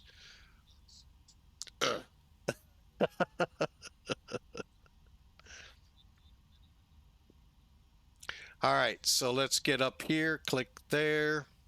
There's what the route looked like. Very simple. 2.5 hour flight, 900 miles, 6,700 kilograms. All right, let's see how we did on the runway. I know we were close. Oh, we were right on the aiming point, and that's pretty much what I wanted to do on this approach because of the shorter runway, as close to that aiming point as possible. What that is right here, these big bright white marks. That's exactly what they're meant for you to aim to touch down there. Gives you the maximum amount of the runway to use, and you're not too close to the edge. And then the landing strip here, or landing zone, ends right here. But again, if you drift, just got to realize you may have to hit more brakes. Overall, 970 feet down the runway, 12 feet. We are a little off the center. I thought we were more on it, but oh well. Crabbing a little bit because of the wind. And 135 for 143 feet per minute. Not a bad flight. All right, so let's go back to the dashboard here. Might as well get this one ready too. All right, we're going to click plan a flight. Load it. And there's our flight. All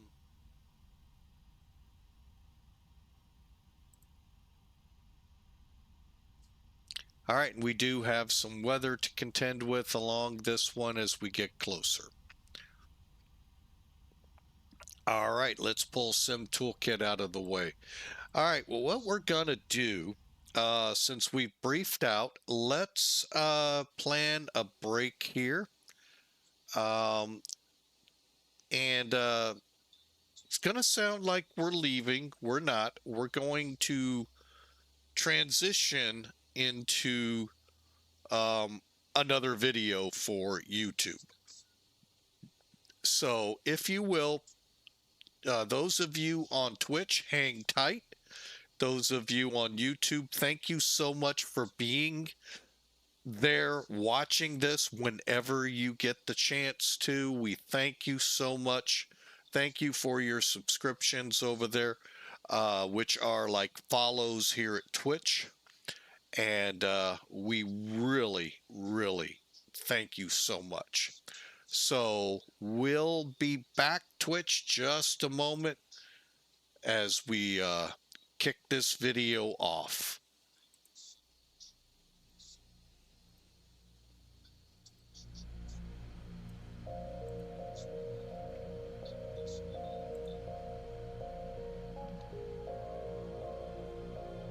For now, those of you on YouTube, thank you so much. There will be a second video out on the second half. Broome to Darwin. Be watching for it tomorrow sometime. Oh, we've been battling it all day, the cough. Hope you all have a great rest of your day. God bless you. We'll be right back.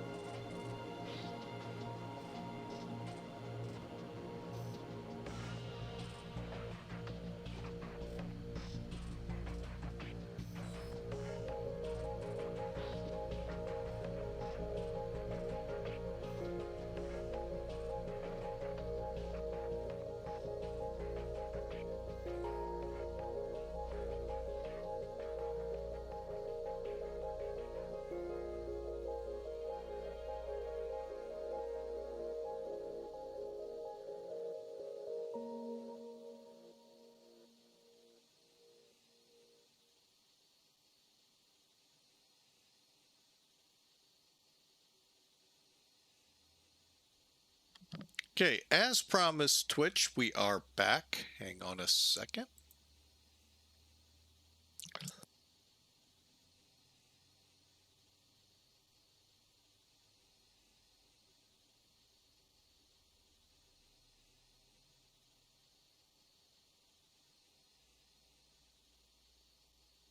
And we've reconnected the VATSIM. Why don't we collectively here at Twitch take a few minute break? I got to use the restroom and see if I can't take something for this cough to help tame it a little. And we'll be right back. So hang tight, and then we'll start it up like you're used to, and we'll have the second flight. Be right back.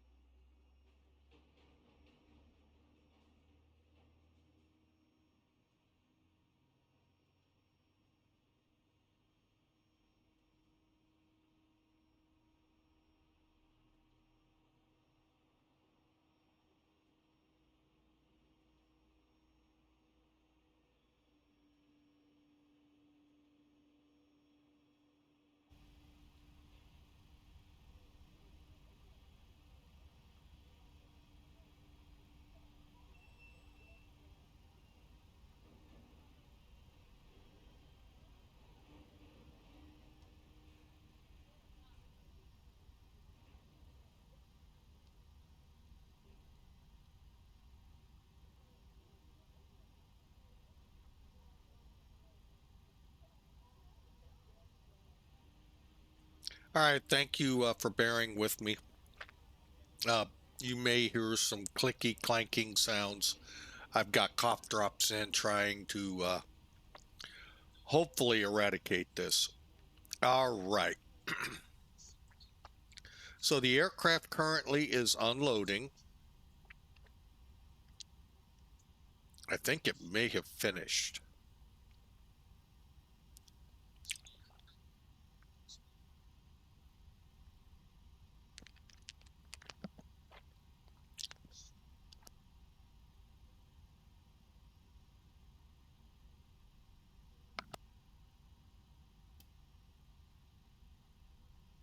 Okay, let's perform maintenance. Click the maintenance button. Pull forward. I don't.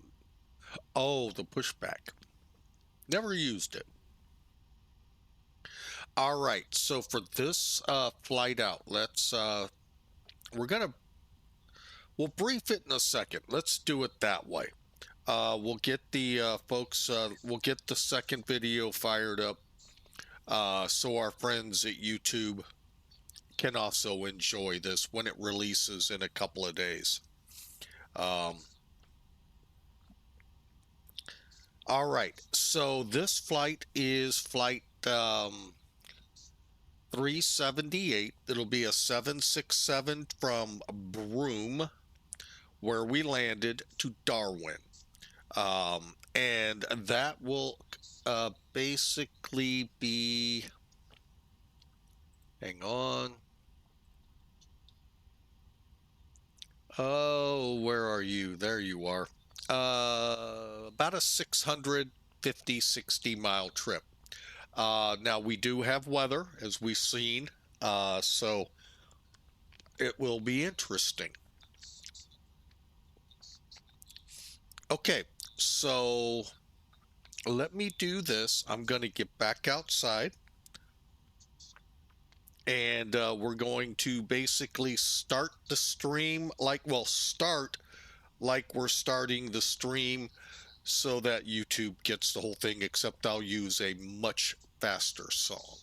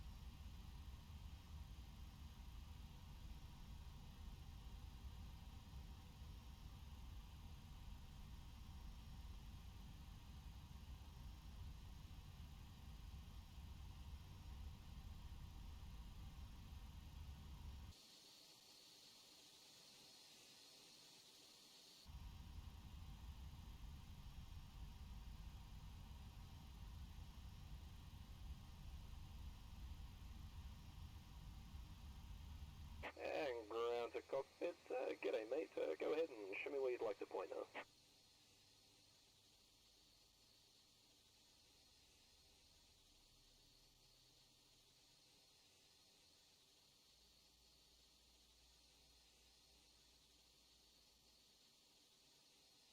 Ground to cockpit. Toast driving up right now.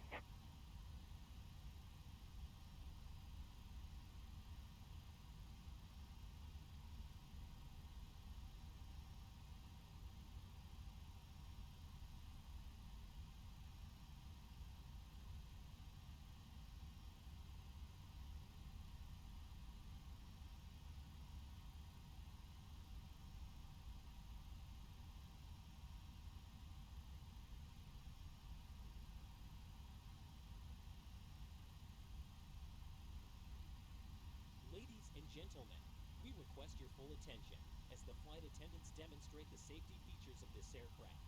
When the seatbelt sign illuminates, you must fasten your seatbelt. Insert the metal fittings one into the other. Alright, all Tighten doors it and by pulling on hatches the are loose end of the closed. strap.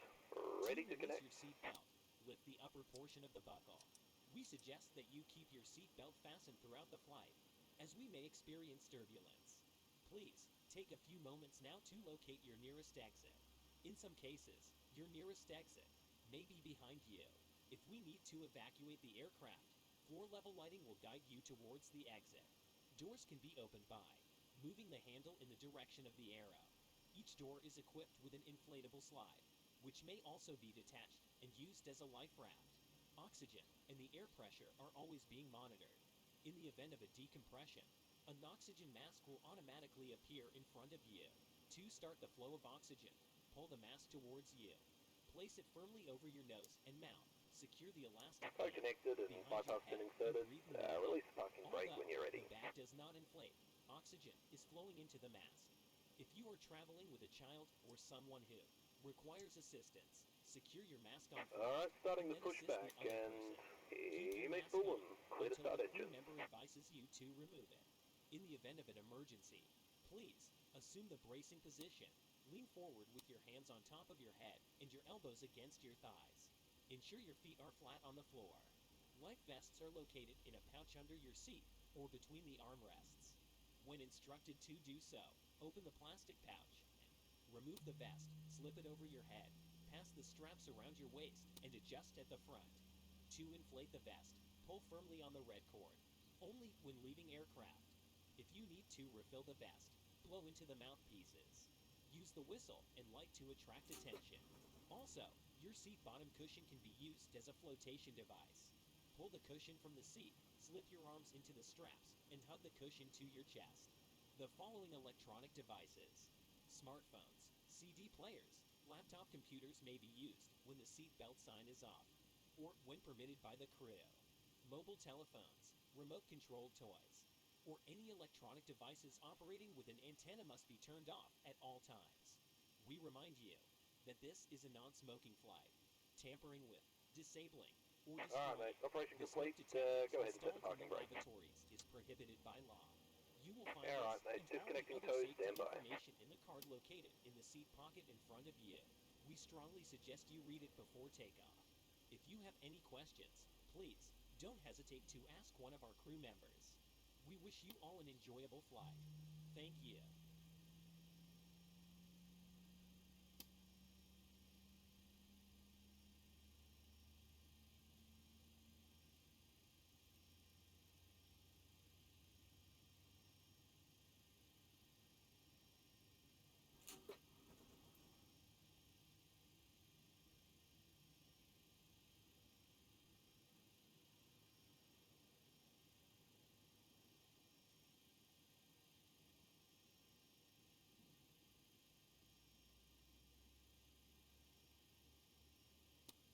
Toes disconnected. Bypass pin, yeah, it's removed. I'll give you a thumbs up on the right and catch you next time. Have a safe flight.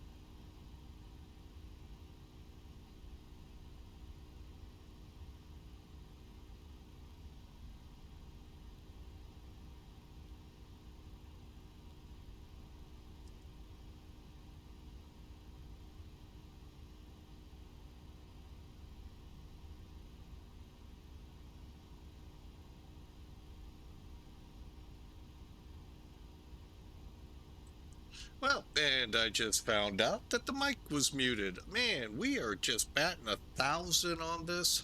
Oh, my apologies for the quietness. Yes, my voice hurts, but wow. Oh, man, I am just not doing well streaming on this flight. First off, we didn't break up the stream for YouTube as we announced we were, and then we were muted. So you've missed all of the great talking I've done. Just the best I've ever done. Hey, nobody was there to hear it. Oh, my bad, folks. Sorry. Oh, this cold. Actually, might not have been a bad thing. I had a lot of cough drops trying to take care of this cold, this cough, and it's just it's all allergy / weather related. By that I mean I'm more of I can tell you how weather is going to be through my schnoz nose. Um, and it has just been a roller coaster here in St. Louis for temperatures, for barometer, for humidity. We're gonna see rain tomorrow, so I know it's coming. Yesterday did not help at 70 degrees. So anyway, that's my problem. We got a great problem ahead of us. 600 miles to Darwin. Hope y'all enjoy. All right, and the good thing is we are on ACARS at least. We at least got that part right. Everything else? Well, you know. All right, now at that altitude, that meant we also are at transition. Again, remember I told you when you're outside North America, always look for the transition levels. They are nowhere near us. Now, I say North America because for the most part, there are some exceptions in Mexico. Not many. The transition level in North America is 18,000. The Caribbean, that can get problematic as well. But overall, if you're in Canada, US, or Mexico, plan on about 18,000. Everywhere else in the world, some are, most aren't. Here, 13 or 11,000. Darwin, and it could change. Usually it's by country. However, Australia is a continent and a country. So, kind of a tough one. So, now, on my gauge here, you notice it says altitude disagree. All right, now I meant to show this on the other flight. We have not touched the other side. We have set this one to transition. I forgot to set this one.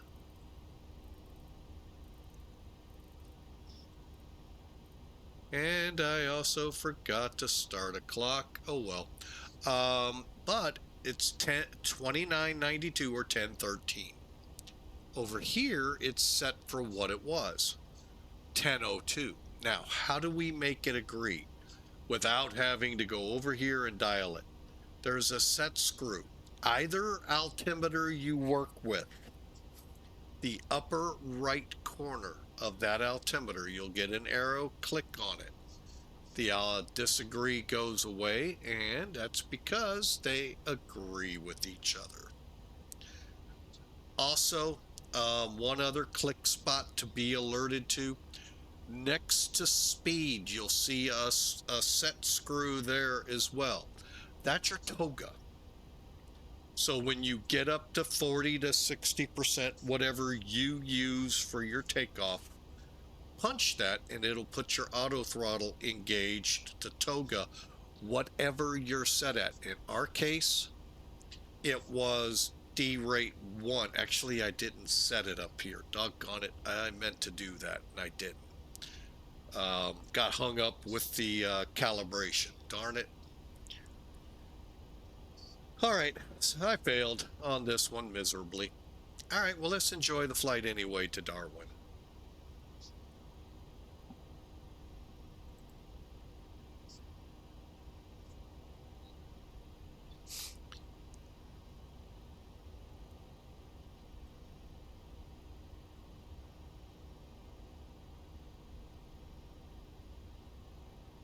All right, so onward and upward to 37,000. Um, one great thing about flying in Australia or anywhere over here um, during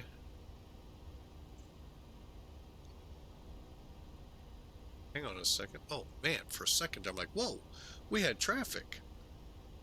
Um, anyway, flying over here in the Far East, Australia, you're going to find there's no ATC on VATSIM. You're going to find pilots, a lot of great pilots over here.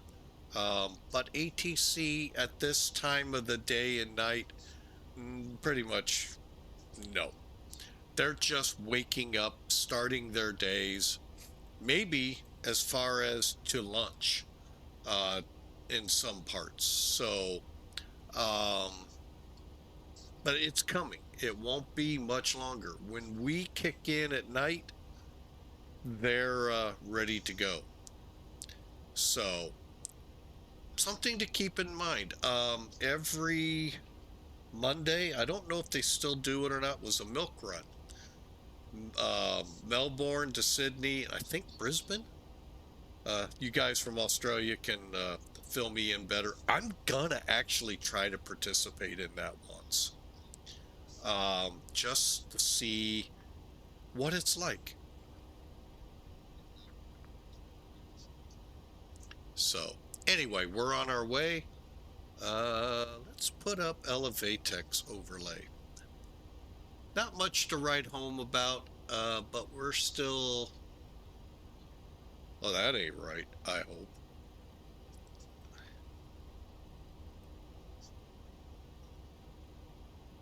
1 hour, 14 minutes out. Okay, just by the way, how little the font is what really messed me up. Wow.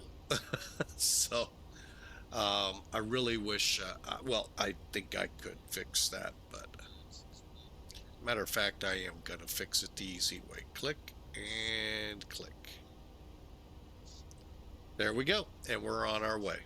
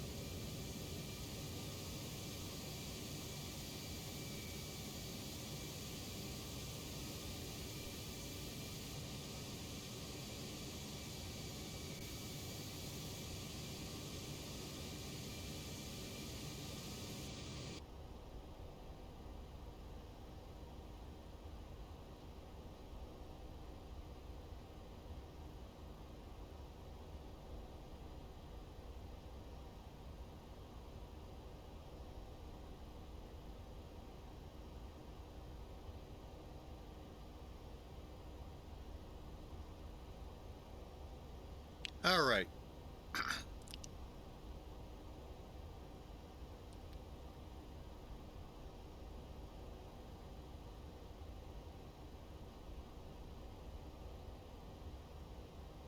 know what I wanted to look at. Let's see here.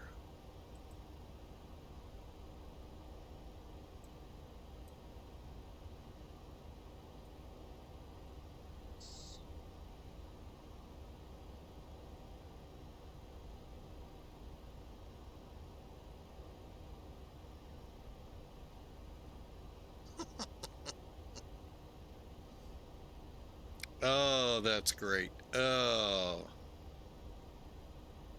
Huh.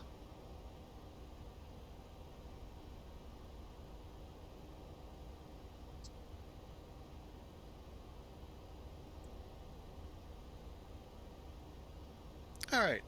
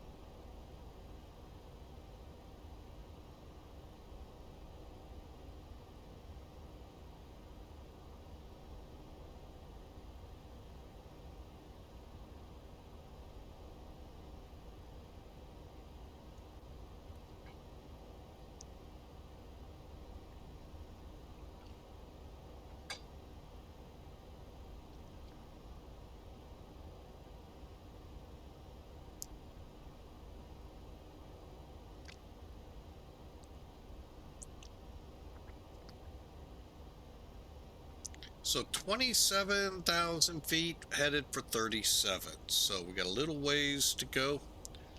Glad you all are with us, and we'll be there shortly.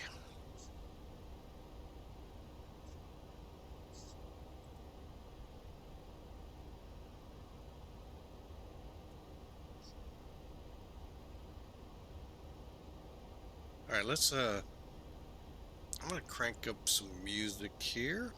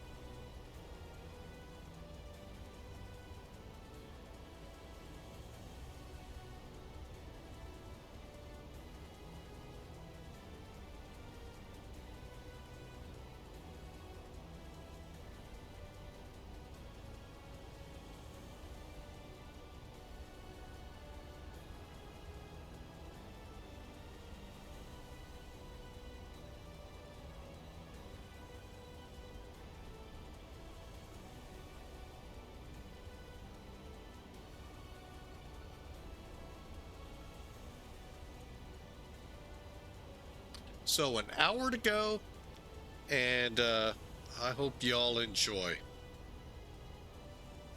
As we're about to reach top of climb here, oh, in about 30 seconds or so. Enjoy, folks.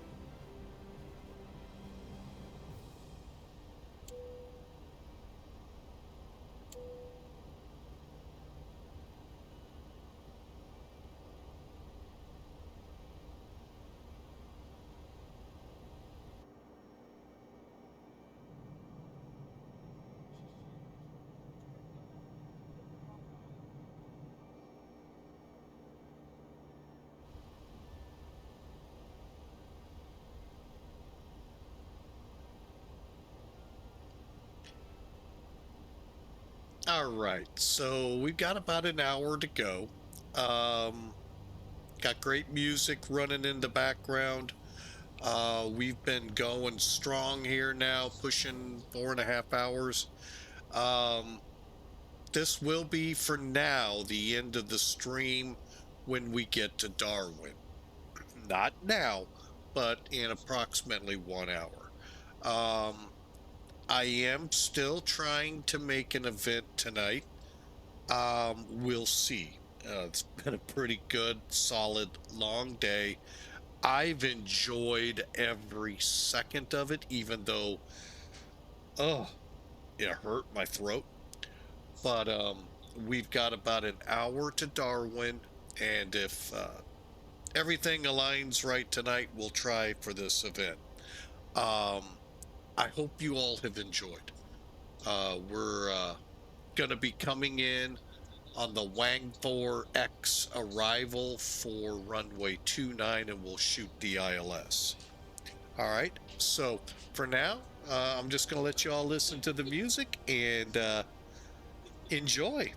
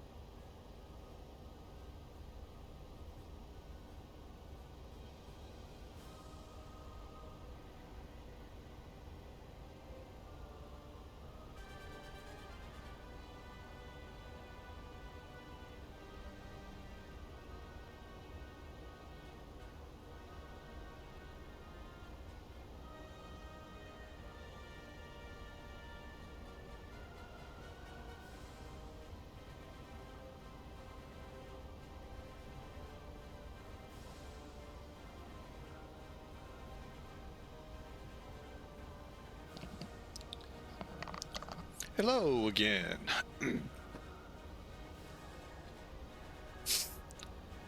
Oh, was enjoying some time with the granddaughter.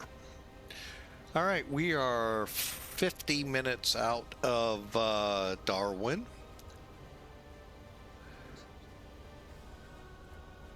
And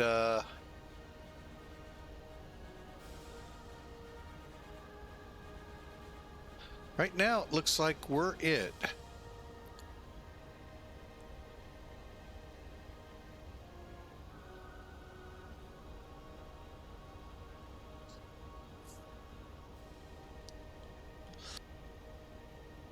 So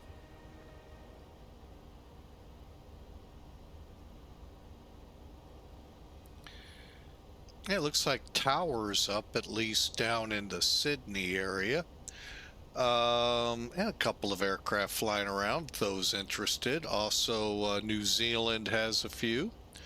So, I hope y'all are enjoying. We, on the other hand, have a great crowd today. I've enjoyed everyone bouncing in and saying hey and hi and all of that. Great resub from Inusic and a cheer of 100 bits. So really, a really great day. Plus, Duluth came in with another follow, I guess another user ID of his, or someone else who calls himself Duluth. So anyway, we are on our way. Glad to have y'all with us. We're nowhere near the equal time point yet, but we're getting there. Like I said, in about 45 to 50 minutes, we should be on approach into Darwin. Made mention of this on the last flight, a Netflix series. I think it's called Territory. I'm not turning the TV on behind me to find it. Actually pretty interesting. While I am nowhere in any way affiliated with any kind of farming, well, my mom's side might be, might relate to it.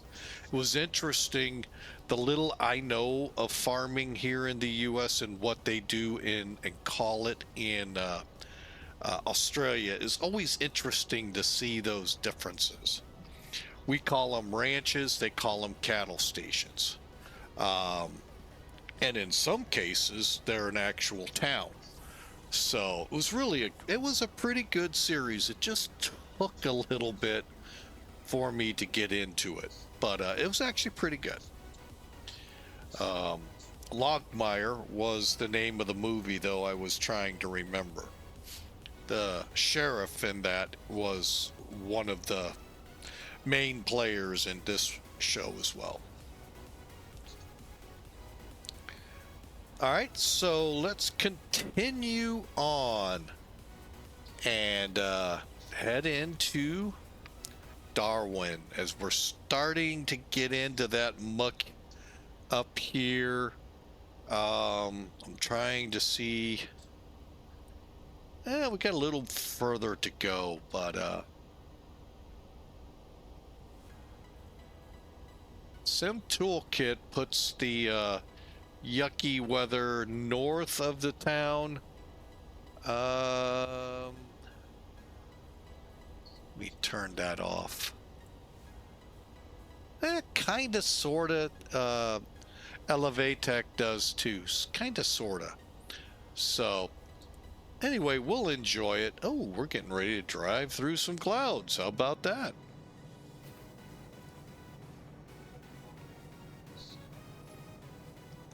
And those of you that were here in the very beginning of this stream, I was singing White Christmas, or I'm dreaming of a white Christmas. Well, they actually do here, because it's the middle of summer there.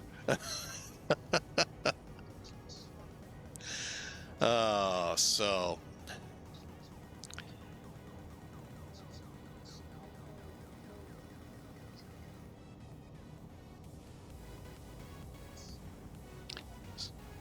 and we had an interesting conversation. Oh my gosh, I'd have to go way back in text. Trying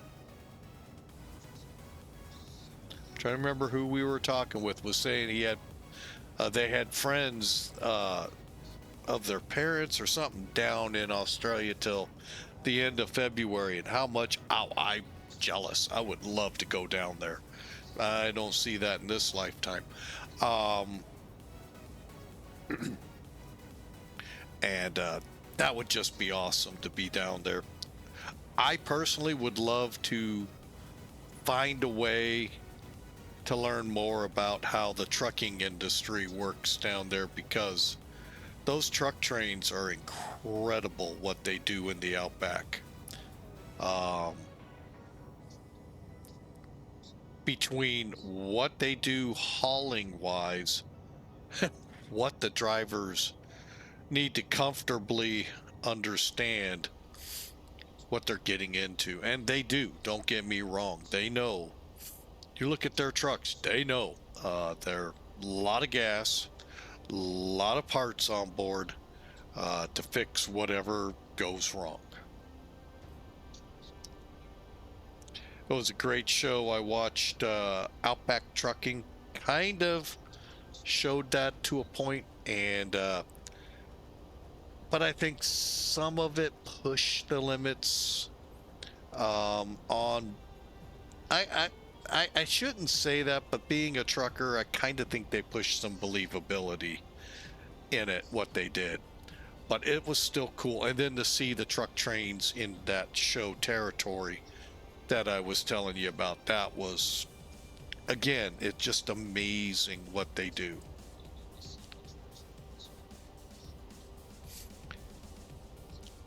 But hey, we're an Outback pilot today. Not a bush pilot, Outback. Flying in the Outback, well, above the Outback.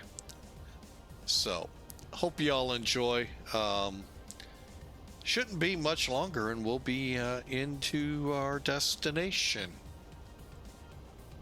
Darwin, Australia.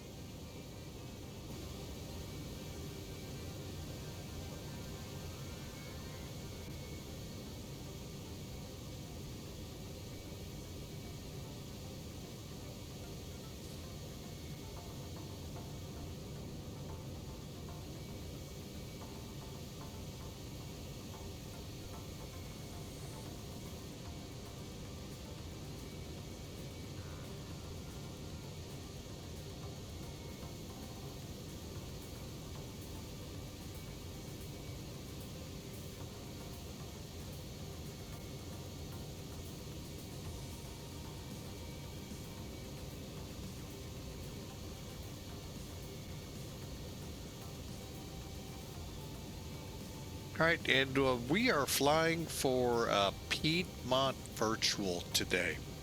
If you want to check them out, all you got to do, head over to the piedmontvirtual.com, piedmontvirtual.com. I'm going to warn you. Now, if you already fly for Virtual American, it's a very simple thing. There's 4 other airlines available: United, Lufthansa, Easy, and Spirit, and Piedmont. So all you got to do is click on one of those. Those are their 5 or 6 airlines. But check them out. They're very similar in nature, similar in operation. Now, if you're not part of this, read some of the documentation, understand how they do things, and you might enjoy it.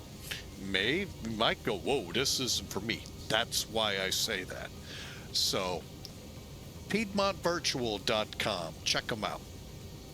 We'll see you after the break.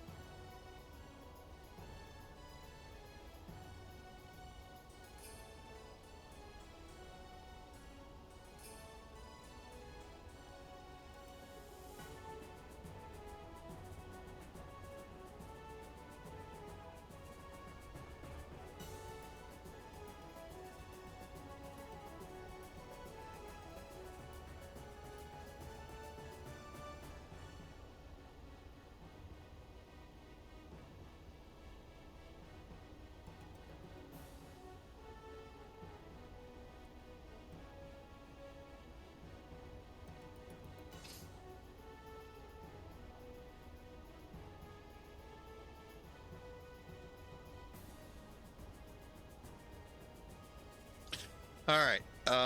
Let me set up our ILS frequency 1097,286. 109.70. And what are we looking at? 286.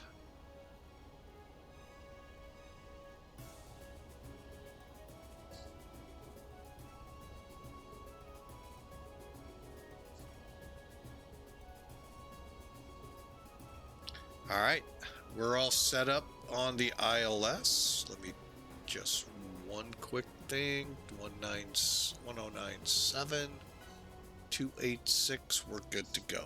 All right, you set it down there. Yeah, I know. Y'all are going, why don't you set it up here? That's just most of these bigger, heavier aircraft, that's automatically done for you. This one, this version of it, you have to, they use a separate radio for it.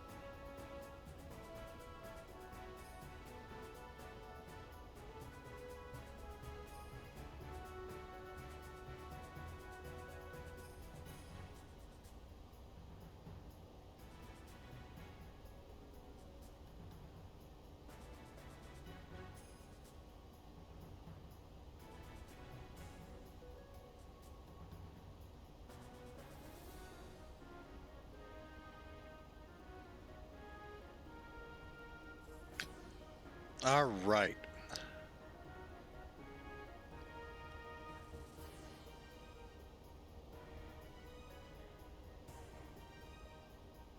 Okay, we're about 70 miles out of top of descent. Let me just see here.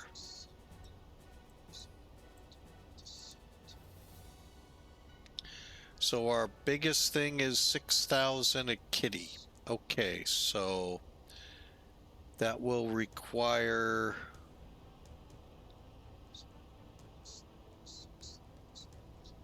approximately 90 miles. Okay, so that'll work.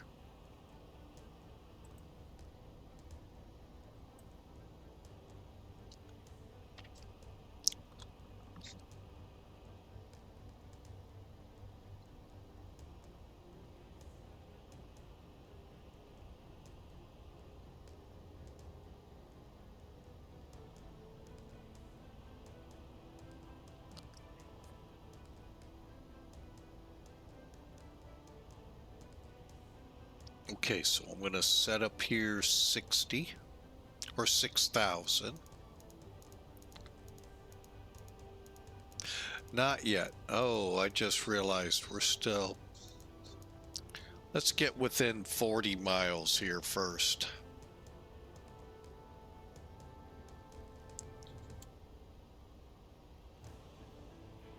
Okay, radar looks good, and everything else, so...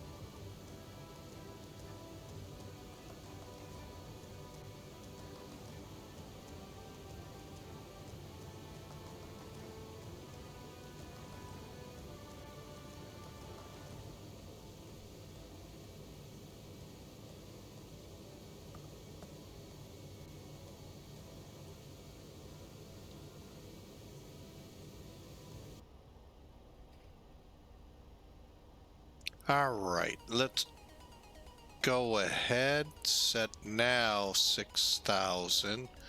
Always a little nervous. Sometimes I've had the aircrafts actually start descending on me. Which granted I can hit back up real quick, but still.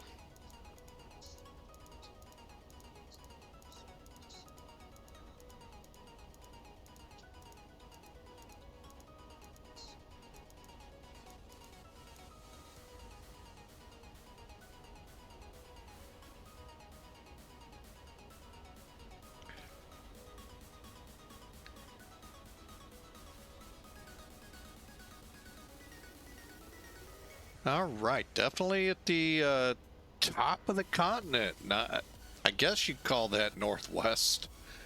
But anyway, we're getting ready to make our descent.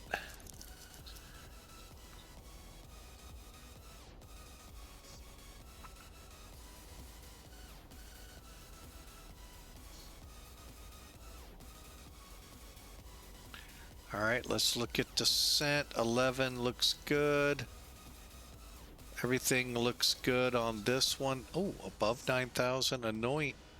Anonia.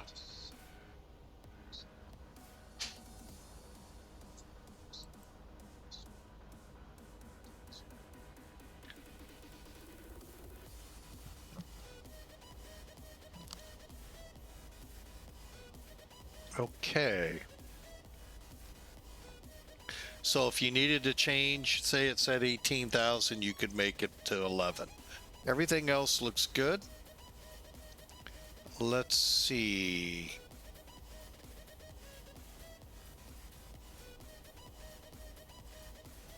30 miles out.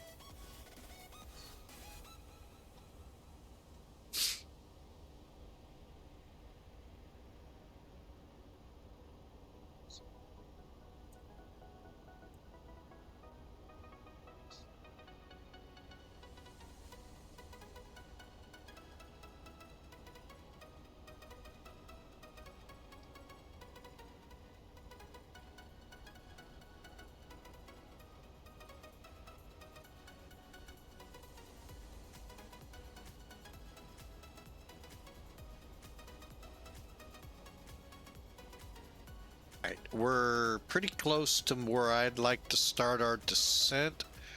There's only a couple of ways to do it in this plane. One, wait. Once you hit top of descent, if you've got an altitude set, it'll start the descent. If lower than what you're at. Otherwise, you could go to descent and click descend now when you want.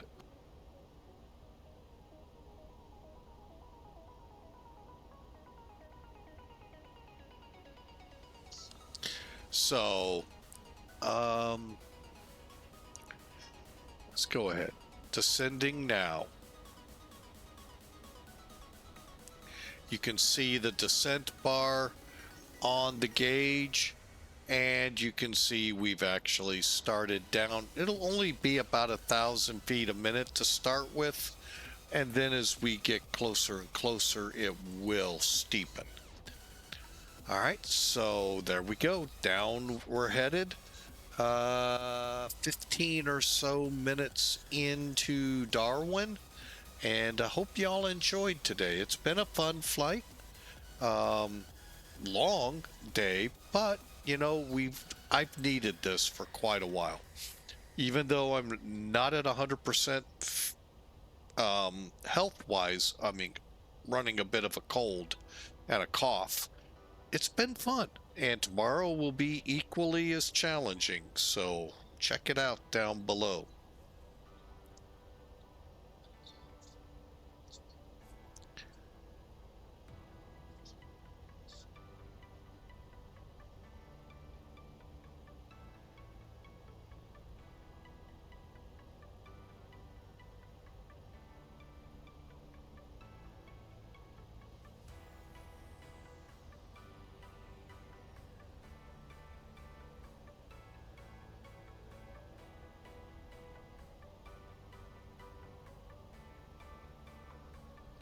And once we get down around my goal, around 25,000, we'll kick the seat belts, wing lights back on, and begin the full setup here. All right, real quick though, landing auto brake 1. We're looking at 7,400 feet. Let's go auto brake 2.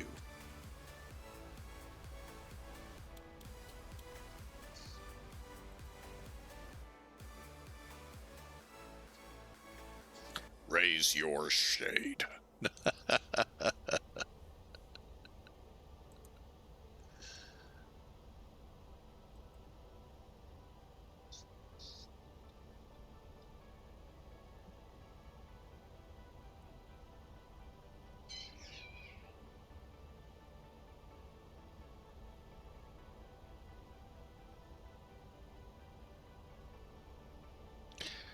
All right, so we are into the descent now. We're still we're just about to the top of descent mark, where it should begin to start steepening on the descent.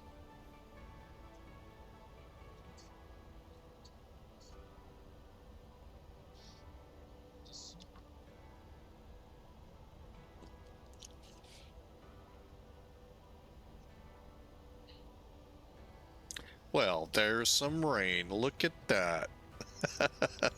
And there it went.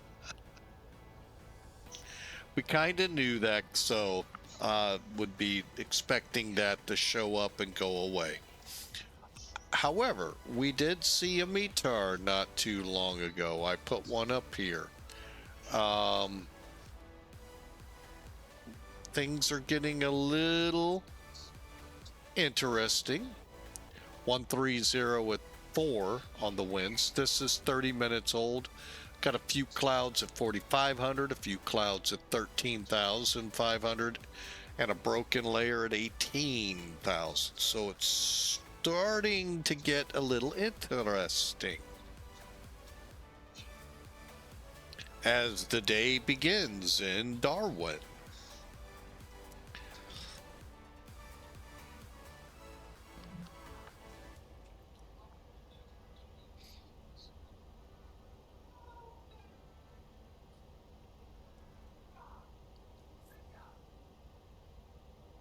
All right, we're steepening the descent, and we're about ready to make the turn towards Wangi, and then Anoa, and then Kitty.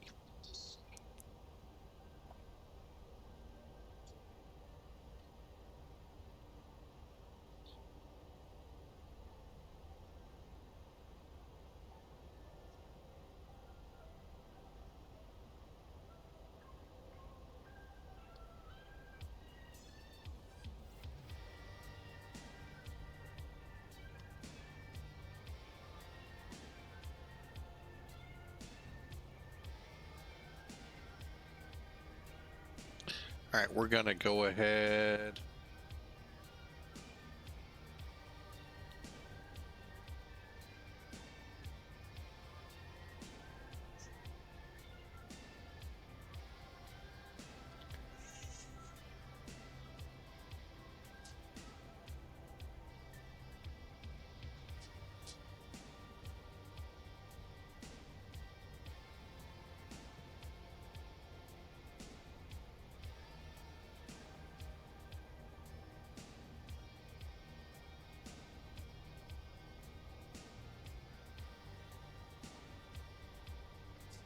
Okay, everything's looking good here.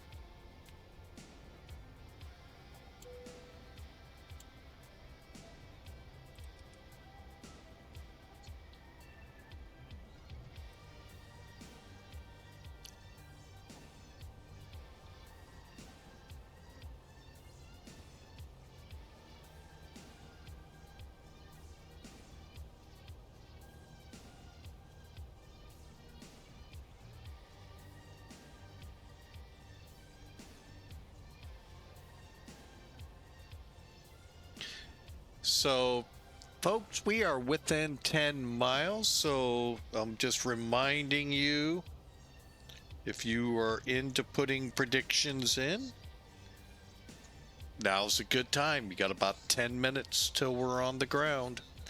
And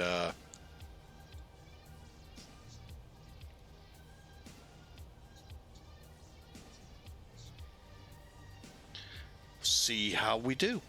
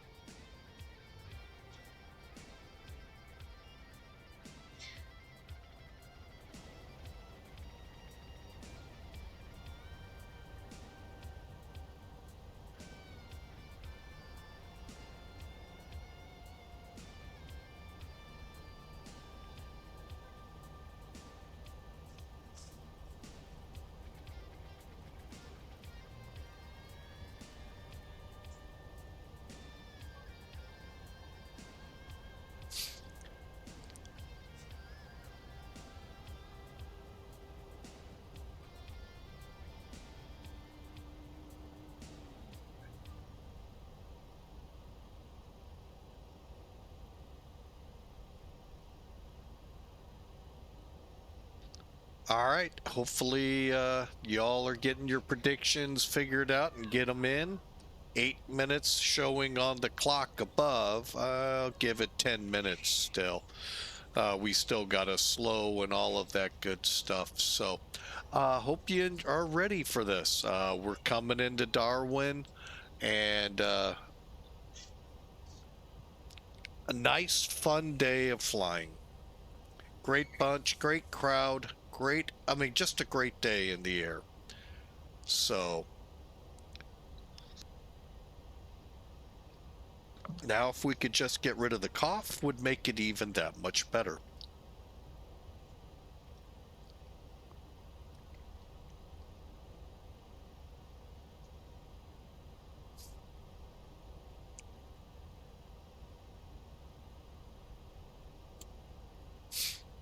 All right, so we got about 8 miles to the turn, and I'll be right back.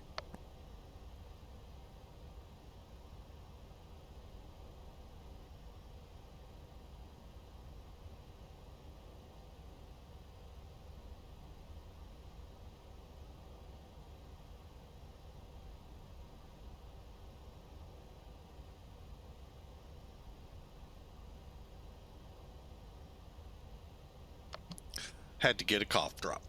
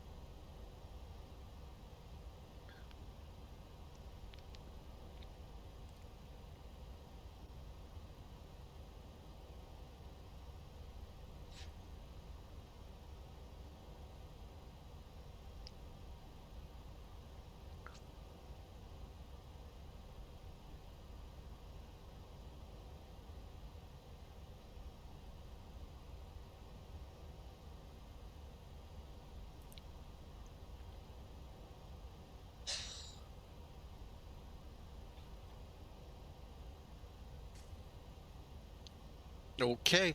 Um,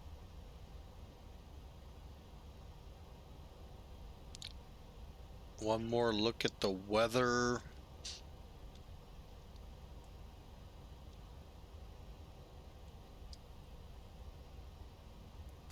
Okay, we'll be setting 1002 in the altimeters here in about a minute or two, and preparing for landing.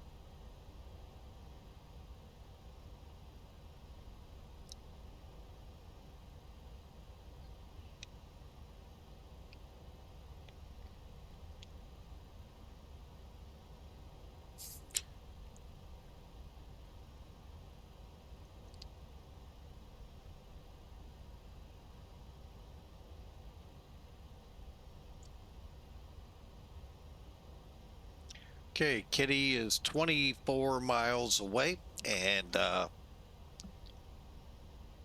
we'll continue our descent to 3,000 at that point. All right, let's put in our altimeter.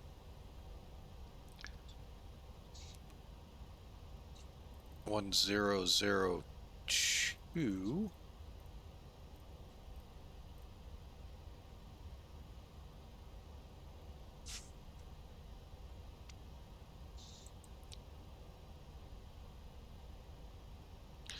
Three. Okay.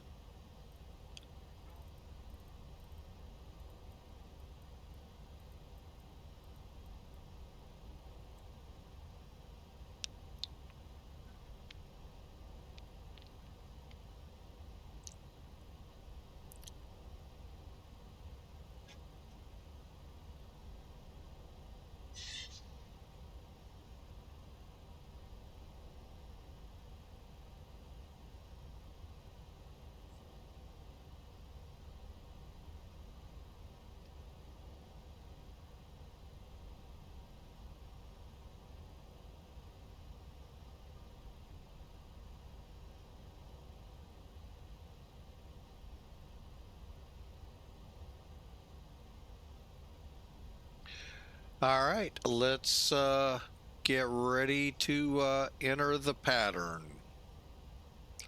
And granted 10,000 feet, but still.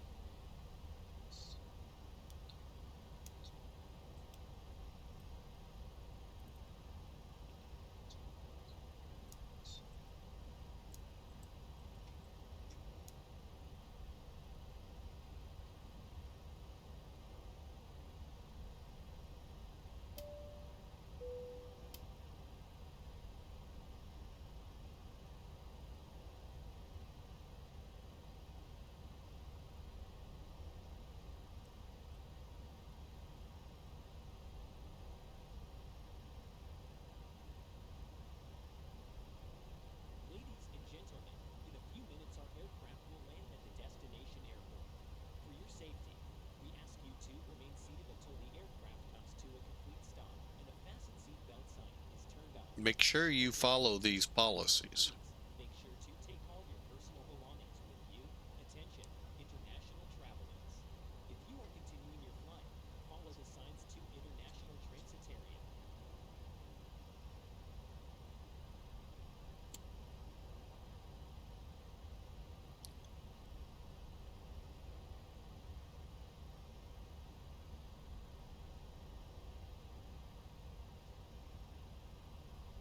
All right, we're going to start that turn here. And then we're going to come in at 3,000 feet on the gauge and let her descend.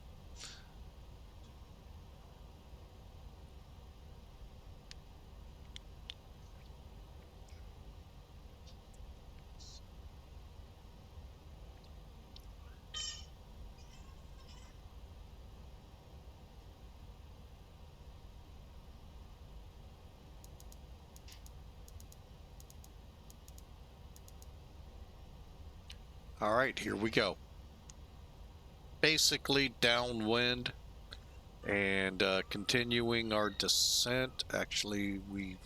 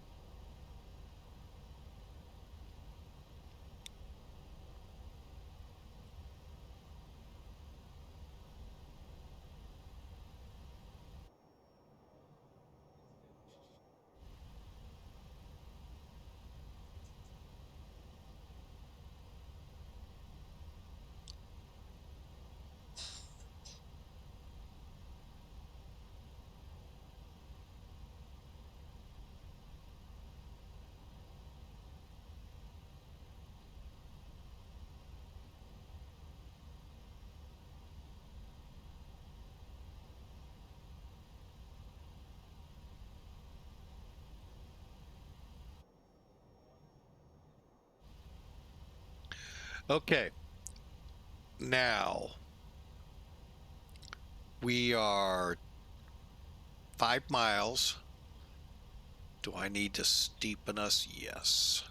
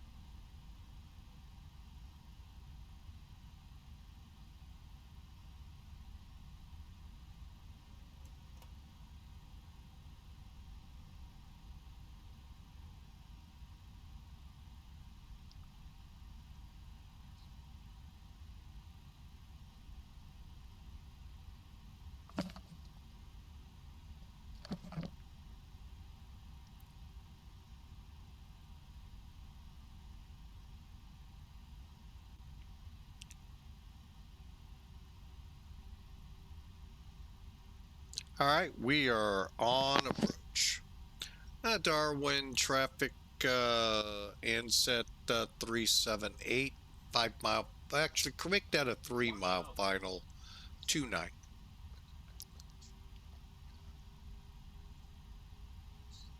Flight slow. Flight slow. Flight slow. Flight slow. Flight slow.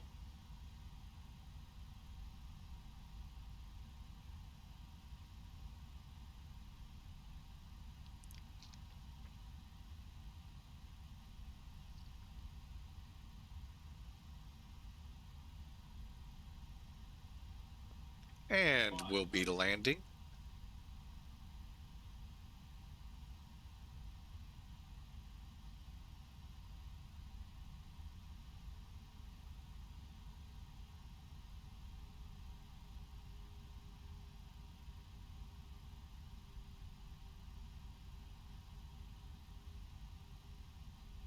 Minimums. Again, landing. Glide slope. Glide slope. 100. 50, 40, 30, 20, 10.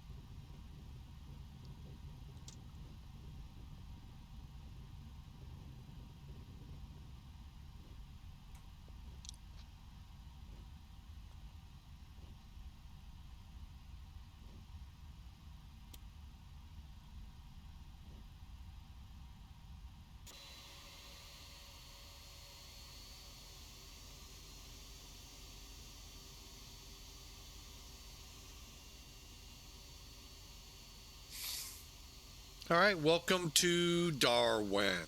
We do have a few jetways. I figured we did. I thought we did the last time I was here.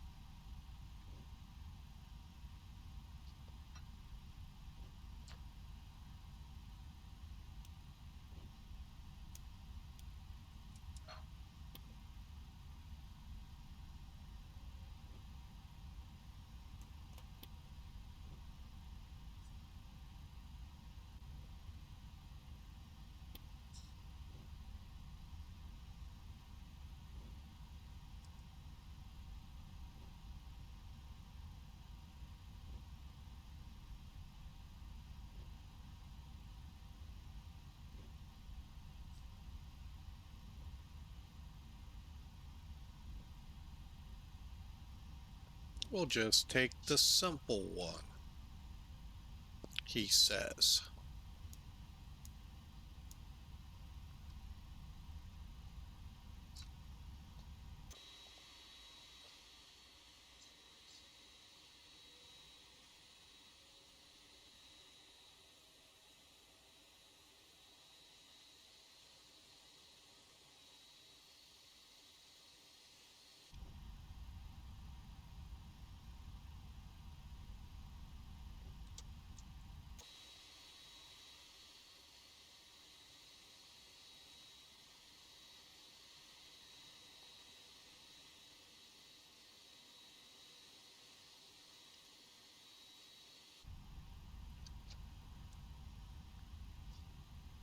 Okay, brake set. All right, welcome again to Darwin.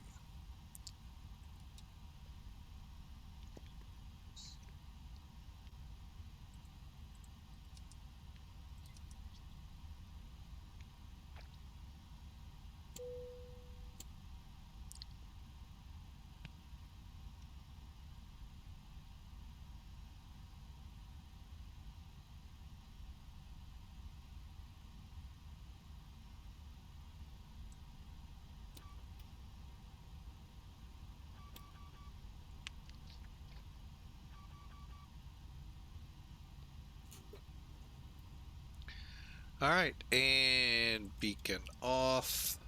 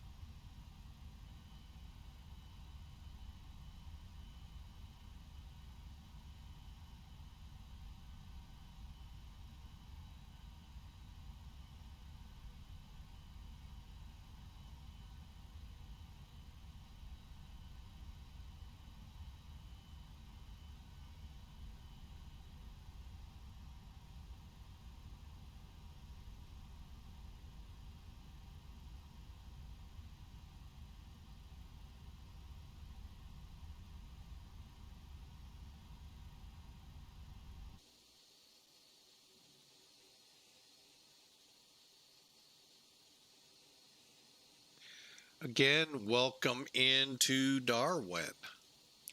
Hope you enjoyed that. That was actually pretty fun. Little shorter, little shorter. Where are we parked again? I believe it was H2. H2. Okay.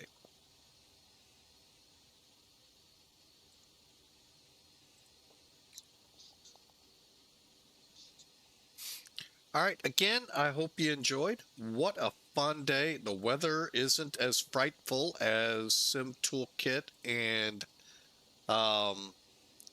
Elevatech made it look. All right.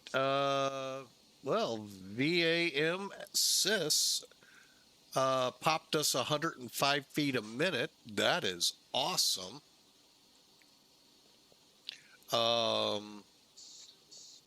I really didn't see what it said. I just know it looked like I may have been the only one again who voted or put a prediction in, I should say. All right, so let's look at this. Let's use Elevatech first. It's coming soon, folks. P. Wolfmod, welcome in, sir. Welcome.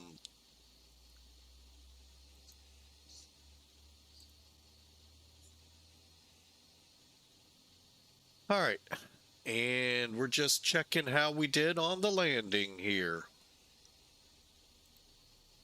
Okay, Elevatech put us down at 105 and 143 knots.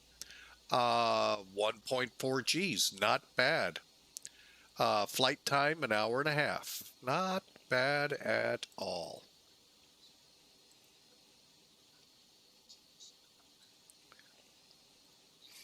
Over to Sim Toolkit. This is the one I prefer. We landed at 173 feet a minute, 143 knots. Again, a little hot, but you know what? We made it. And 1.4 Gs, or call it 1.5. Not bad. So let's complete the flight. Now we're going to dig into the weeds on this a little bit, literally. Let's bring it up. There's what the route looked like. And hour and 47-minute flight, 600 nautical miles, 4,700 kilograms of fuel, and there's our landing stats. Now, why did I say into the weeds? Because that's what Sim Toolkit helps you with. How well did you land here? Where were you on the runway? First off, runway 29's an 11,000 foot runway, 148 wide. We landed roughly 1,450 or so feet down the runway. As before, this area that I'm circling, you see those prominently coming in. And that's where you're aiming to touch down. Now, depending, like in our case, we were packing a little speed, you may float, and I thought we floated a lot further than that. Or you could come in slow and potentially land here.